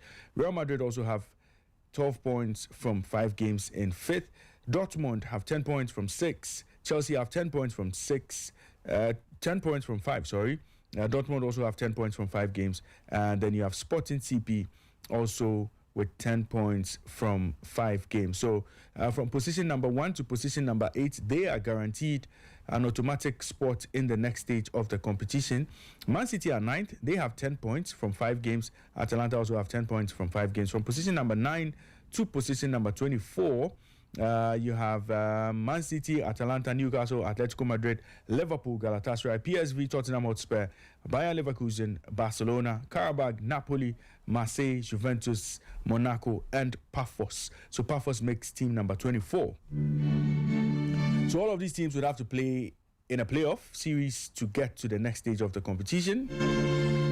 From position number 25 to 36, you have Royal Union Saint-Gilloise, Club Brugge, Atletico Bilbao, Eintracht Frankfurt, FC Copenhagen, Benfica, Slavia Prague, Bodo Glimt, Olympiacos, BRL, Karat Almaty, and you have Ajax with no point in 36th place. That's it for Champions League football. And let me quickly take you through the fixtures to look forward to in the Europa League later today. And there's Aston Villa versus Young Boys. But before I do that, Kelvin, let me say a big thank you to you for joining me on the show. Sure. Hopefully we'll be back tomorrow to do a lot more preview on the weekend's action. Yeah, but you know that the Under-17 World Cup is... Yes. Final is today. Yeah, 2 European teams Yes, 2 European in the teams, finals. yes. I would have loved to see Italy and Brazil play in the finals. Unfortunately, they were not good enough to make the progression. Yeah. But I think that this final is the first time that 2 debutants in the are making it to the final. So the last time it happened, Ghana, 1991 when we beat Spain by 1-0. So we'll wait for that game. Kickoff is at 4 p.m. And we'll be giving a lot more updates on that across our socials. Right. So it's Portugal versus Austria in the finals of the 17th FIFA World Cup. And there's a third place playoff game that would feature Brazil and Italy. So just keep that on your calendars as well. But Aston Villa play Young Boys later tonight in the Europa League. Fenerbahce play Ferencváros. Celtic will travel to Holland to take on Feyenoord. Lille play Dynamo Zagreb. Ludogorets play Celta Vigo. PAOK will play SK Brand. Porto take on Nice. Roma play Midtjylland. Victoria Pilsen take on Freiburg. Betis play Utrecht. Bologna play Salzburg. Red Star Belgrade will play Football Club FCSB. Go Ahead Eagles play VfB Stuttgart. Genk take on Basel. Maccabi Tel Aviv will play Lyon. Nottingham Forest play Malmo, Panathinaikos plays Stamgras, and Rangers would face Braga. And in the Conference League, you have some interesting games. Omonia Nicosia will play Dynamo Kiev. AZ Alkmaar plays Shelbourne. Universitai Craiova will play Mainz. And you have Hamrum Spartans taking on Lincoln Red Imps. You have Mostar taking on Hacken. Lech Poznan will play Luzern Sport. Then you have Rakau taking on SK Rapid. Sigma Omuk will take on Telj. You have Slovan Bratislava playing Rayo Vallecano. Aberdeen take on Noah. And you have Breda Blake taking on Samsun Spor. Fiorentina play AEK Athens. Rijeka play AEK Larnaca. And then you have Jagiellona taking on Kups. And then you have Drita playing Skendija Tetovo. Legia Warsaw will play Sparta Prague. Shamrock Rovers will play Shakhtar Donetsk. And Strasbourg will play Crystal Palace. So these are the games to look forward to in the UEFA Conference League later tonight.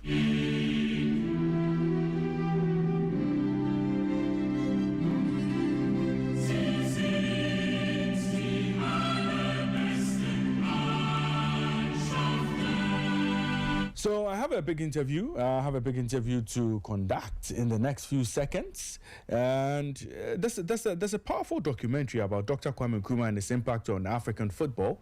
And there's a documentary that has been put together by a very young Ghanaian. Kweku Ewua is the president of 54 Kingdoms and co-executive producer of More Than a Goal documentary. So we are talking about More Than a Goal. That's a documentary we'll be talking about in a bit. And Kweku will be telling us everything we need to know about that documentary.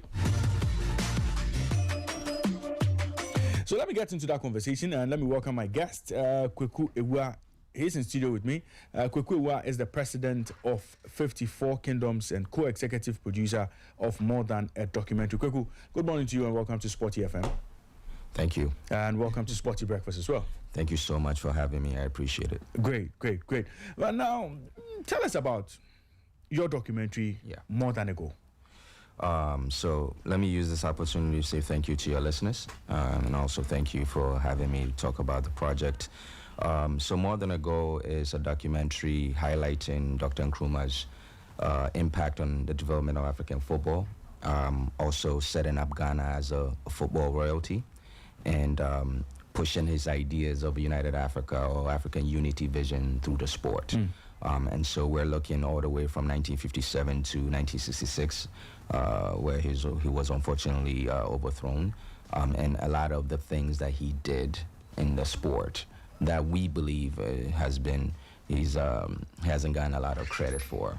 And so we're putting this documentary together to highlight that aspect of his life, because he was a man of many hats, and football was one of the hats that he wore very gracefully. Yeah, for our listeners who may not, you know, have had an insight into a bit of everything he did within that space. Just give it a gist, you know, just a teaser of what to expect in this documentary. Yeah, where do we start from?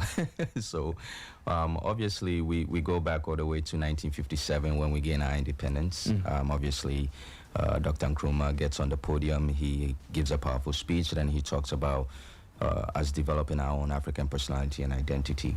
But in the midst of that, in the celebrations, Stanley Matthews comes to the country, right?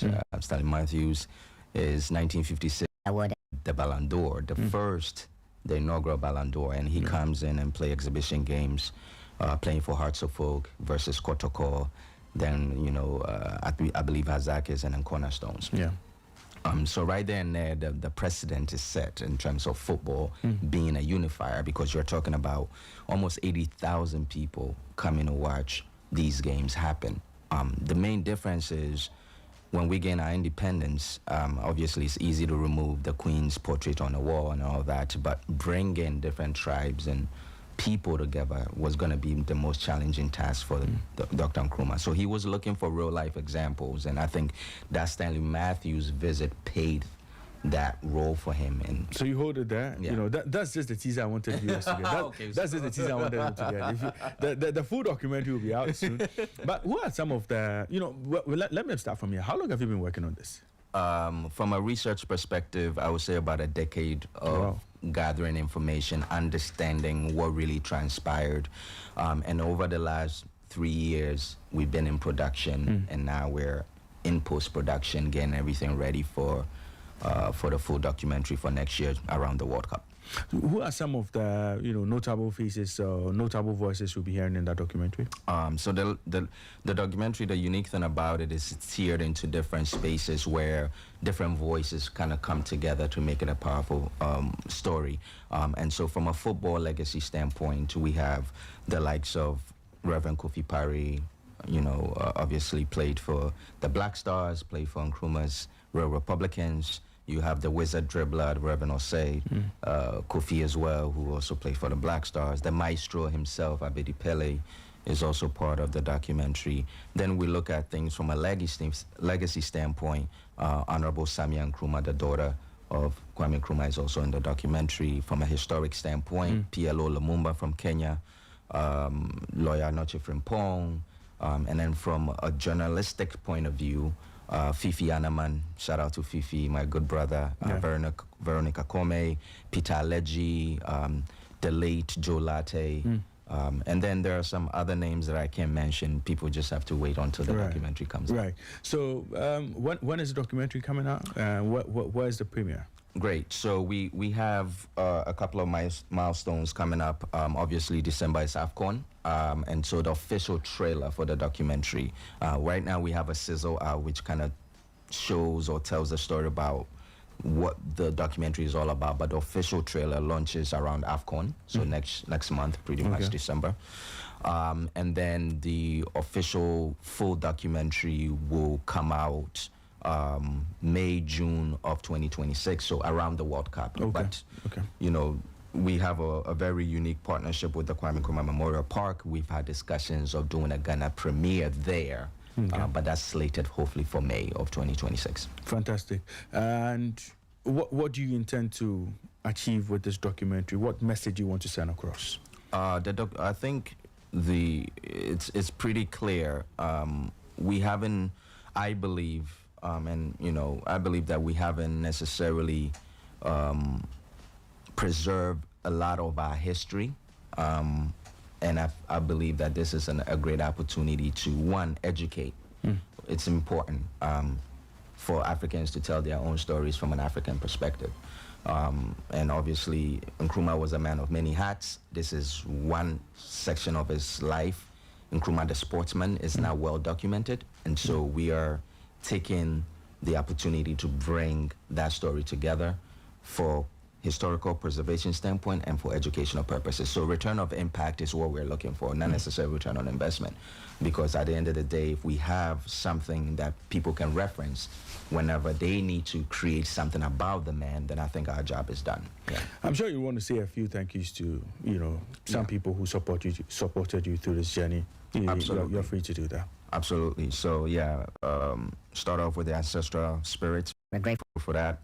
My parents, my mom, my late dad, and then obviously everyone that's involved in the project, from the maestro, Samia, Reverend Opari, our production team, WB Group, RTR, Akol Barnes, Kwesi Boche, and you know, a few friends of mine have also been very supportive. My good friend Douglas Doggy, and you know, everyone else from our crowdfunding standpoint, and my business partner Nana Poku, who's in the States as well.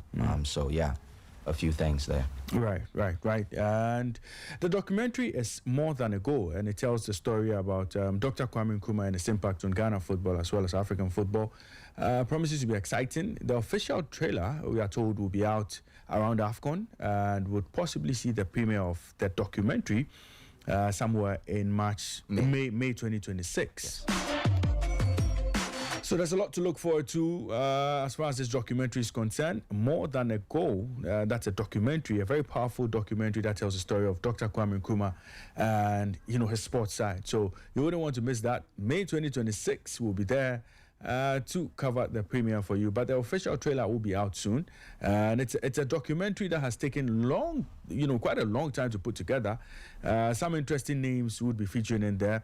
You have the likes of PLO Lumumba, Samia Nkrumah, Bedi Pele, Osei Kofi, Kofi Pare, Peter Alegi, and all.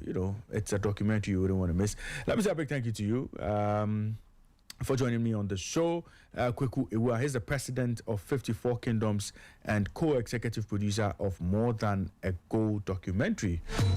Kweku, thank you very much for your time on the show. Thank you so much for having me. I appreciate it. Good to have you.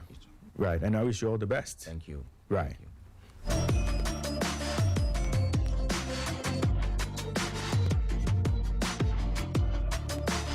So, gone by, I was just speaking to Kweku Ewa, who's the president of 54 Kingdoms and co-executive producer of More Than a Goal documentary. I'm curious, I want to watch it because, a lot of stories have been told about Kwame Nkrumah and, how he got the real Republicans and all, how he got them firing from all cylinders. I think that it's a documentary you wouldn't want to miss. Let's get ready for this very powerful documentary. It's a documentary we all want to see.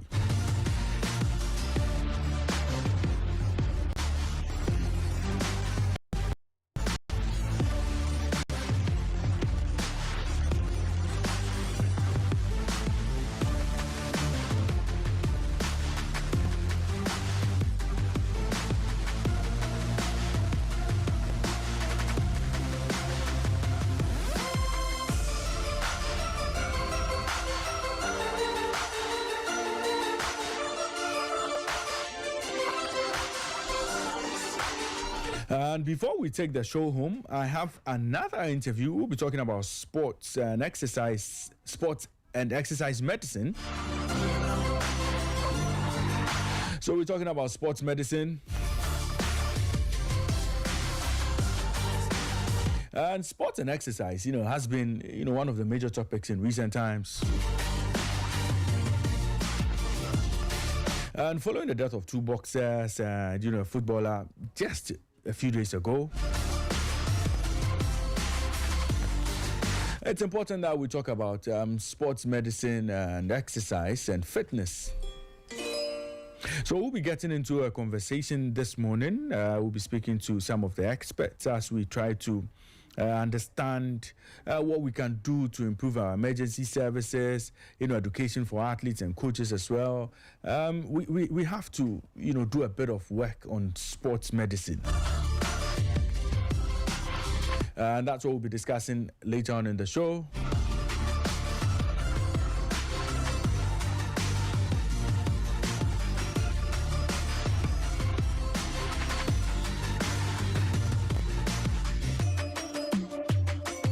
And this is a charge that's been led by the Ghana College of Physicians and Surgeons.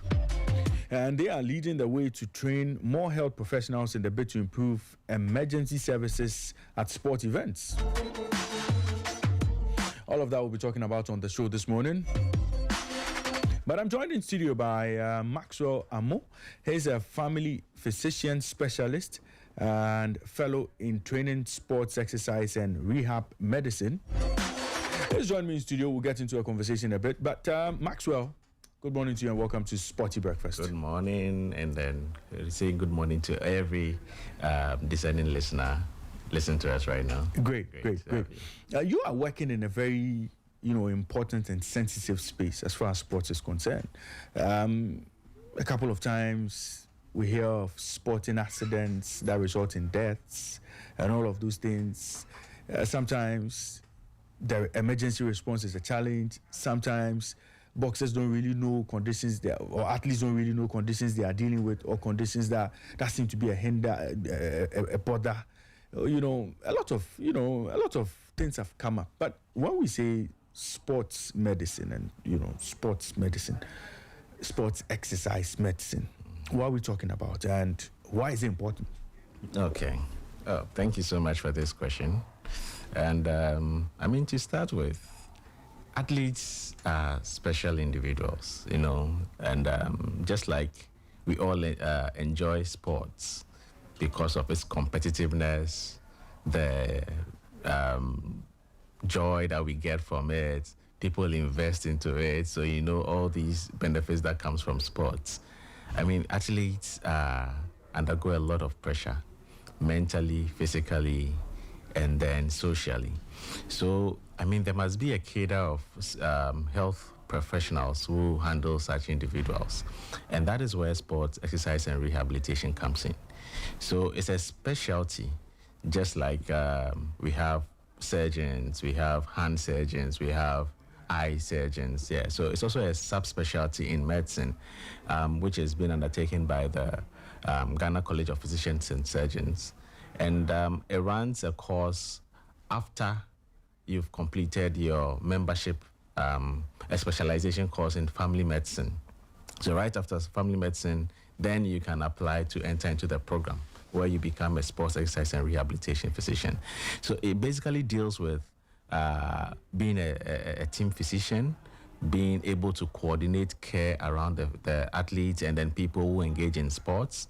It also deals with our ability to encounter people who are having some non-communicable diseases like hypertension, diabetes, and other chronic illnesses who would benefit from the disciplines and the core mandates that we explore during encountering a patient or somebody who has some of these conditions.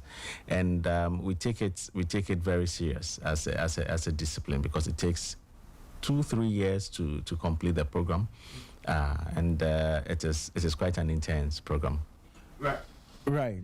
What actually pushed the College of Physicians and Surgeons to embark on this exercise? What's really the end goal? Yeah.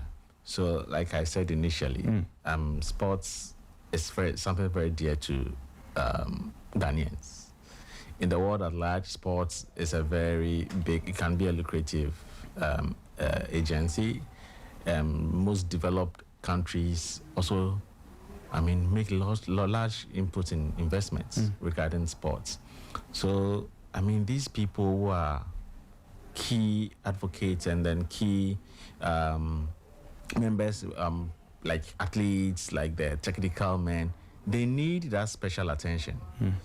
Apart from that, individuals who have non-communicable diseases like hypertension, diabetes also need that kind of teaching and advice, especially when they want to embark in physical activity, for instance. It's not just meant for everybody to just go and say, okay, I'm hitting the gym. There must be a prerequisite, there must be a recommendation, there must be an assessment before you engage in all this. So putting all of these together, you can see that, I mean, there's a need for this specialty. That is why I think Ghana College put in this effort to... Right. There's a little matter of emergency services at sport events. And I'm sure you were privy to a video that was on social media a few days ago when a player was involved in a collision. He was unconscious on the pitch and his teammates kept hitting him. You know, eventually he was pronounced dead on arrival in hospital. But, you know, how can we improve emergency services at sport events? And what's the plan as far as the kind of work you are doing? What's the plan to help make sure the best people with the expertise are always on ground to make sure some of these issues are dealt with? Okay, thank you for this question. It will interest you to know that these emergencies don't just happen.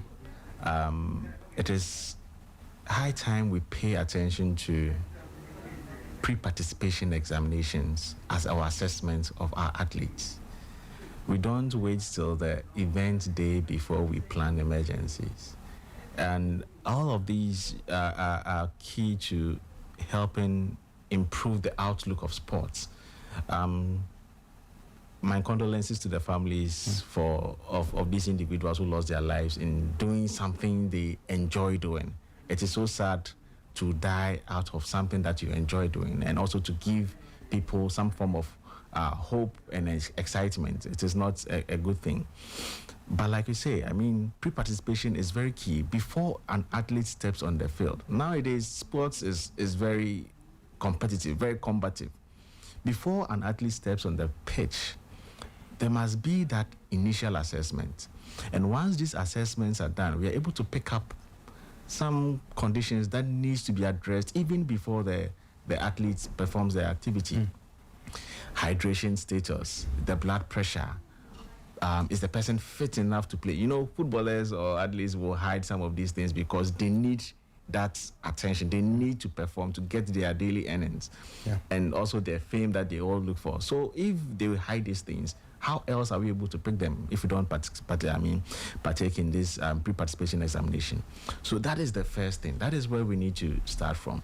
Then we need to actually prepare effectively for emergencies. We don't go into sports events hoping that nothing will happen. Yeah. So we need to be prepared. So there needs to be that team ready to handle the emergencies when there is. Thankfully, yesterday we had a symposium where we are privileged to have the Honorable Minister, Honorable Kofi Adams, come in to share his sentiments that at least they are making efforts at providing emergency services for any or every game. We need that.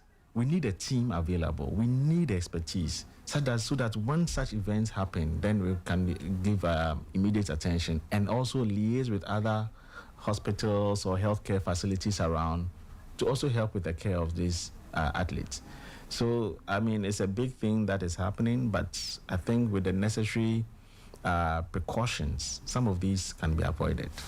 What's the plan for education in terms of educating sportsmen, coaches, and whoever is close to sports on some of these issues? How far?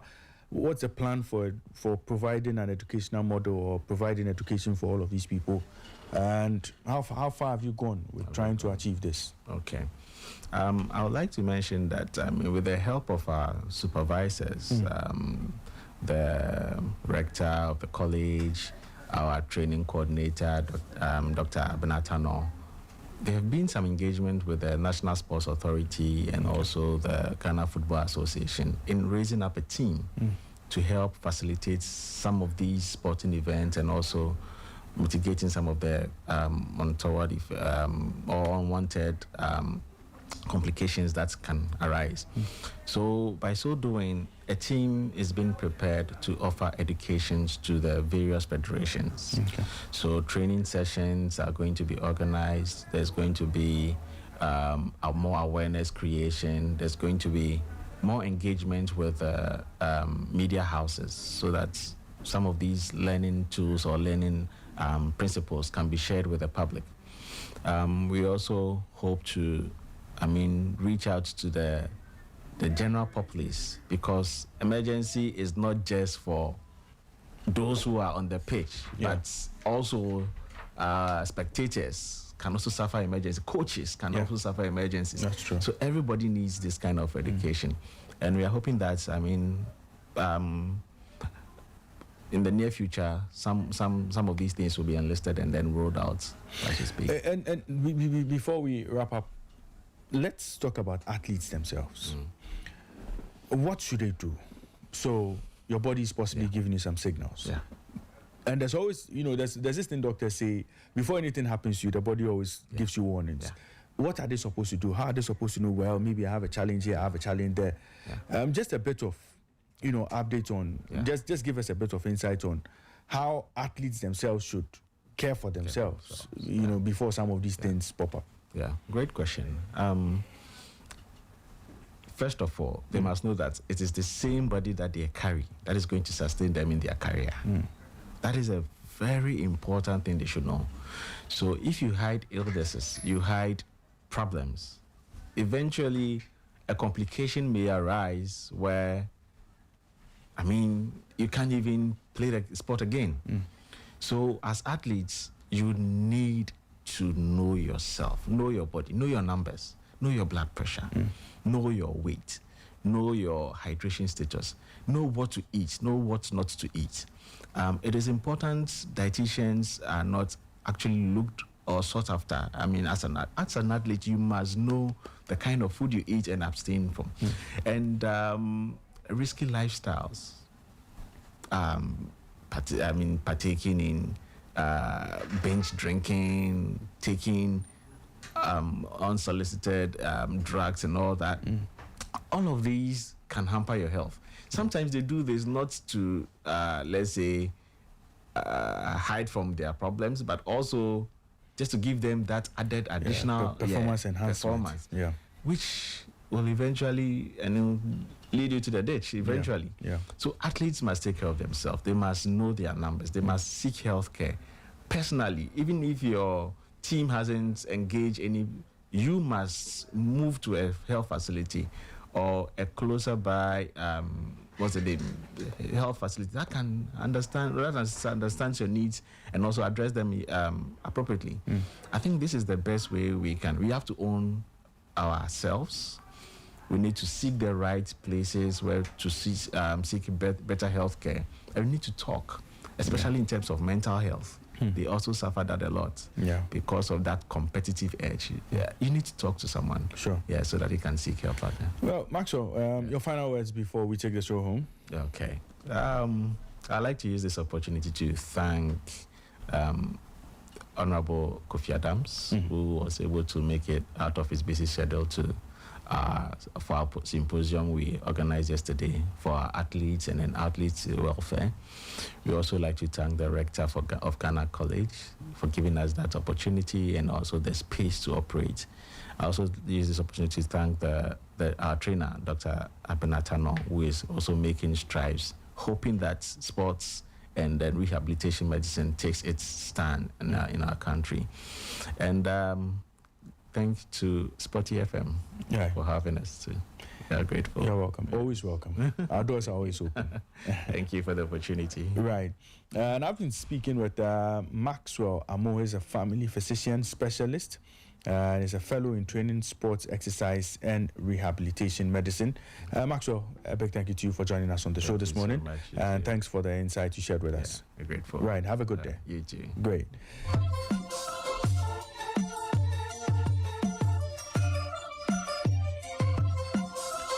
And it's 4 minutes after 10. Time is fast spent on the show this morning. This all time would allow us on today's edition of Sporty Breakfast. My name is Raymond Yamado. A big thank you to the entire production team.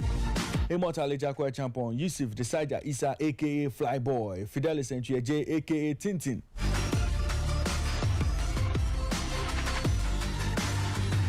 Abigail Senansusu, Janet Naneka Mankwa, Angela Mensah, Nana Kwame Labi, Emmanuel Ayamga, Nathan Kwao, and our team lead, Gary L. Smith. Programming on Sporty FM continues. At 12, we bring you the news. At 12:30, Nana Kwame Labi brings you Sporty Plug. At 4 p.m., we bring you Sporty Drive. And at 7, we bring you European Nights. We'll wrap up everything that happened in Europe yesterday. And, of course, we'll be discussing Conference League and Europa League action. And at 10, we bring you our exclusive NBA, NFL show, Ball Up Top with Winston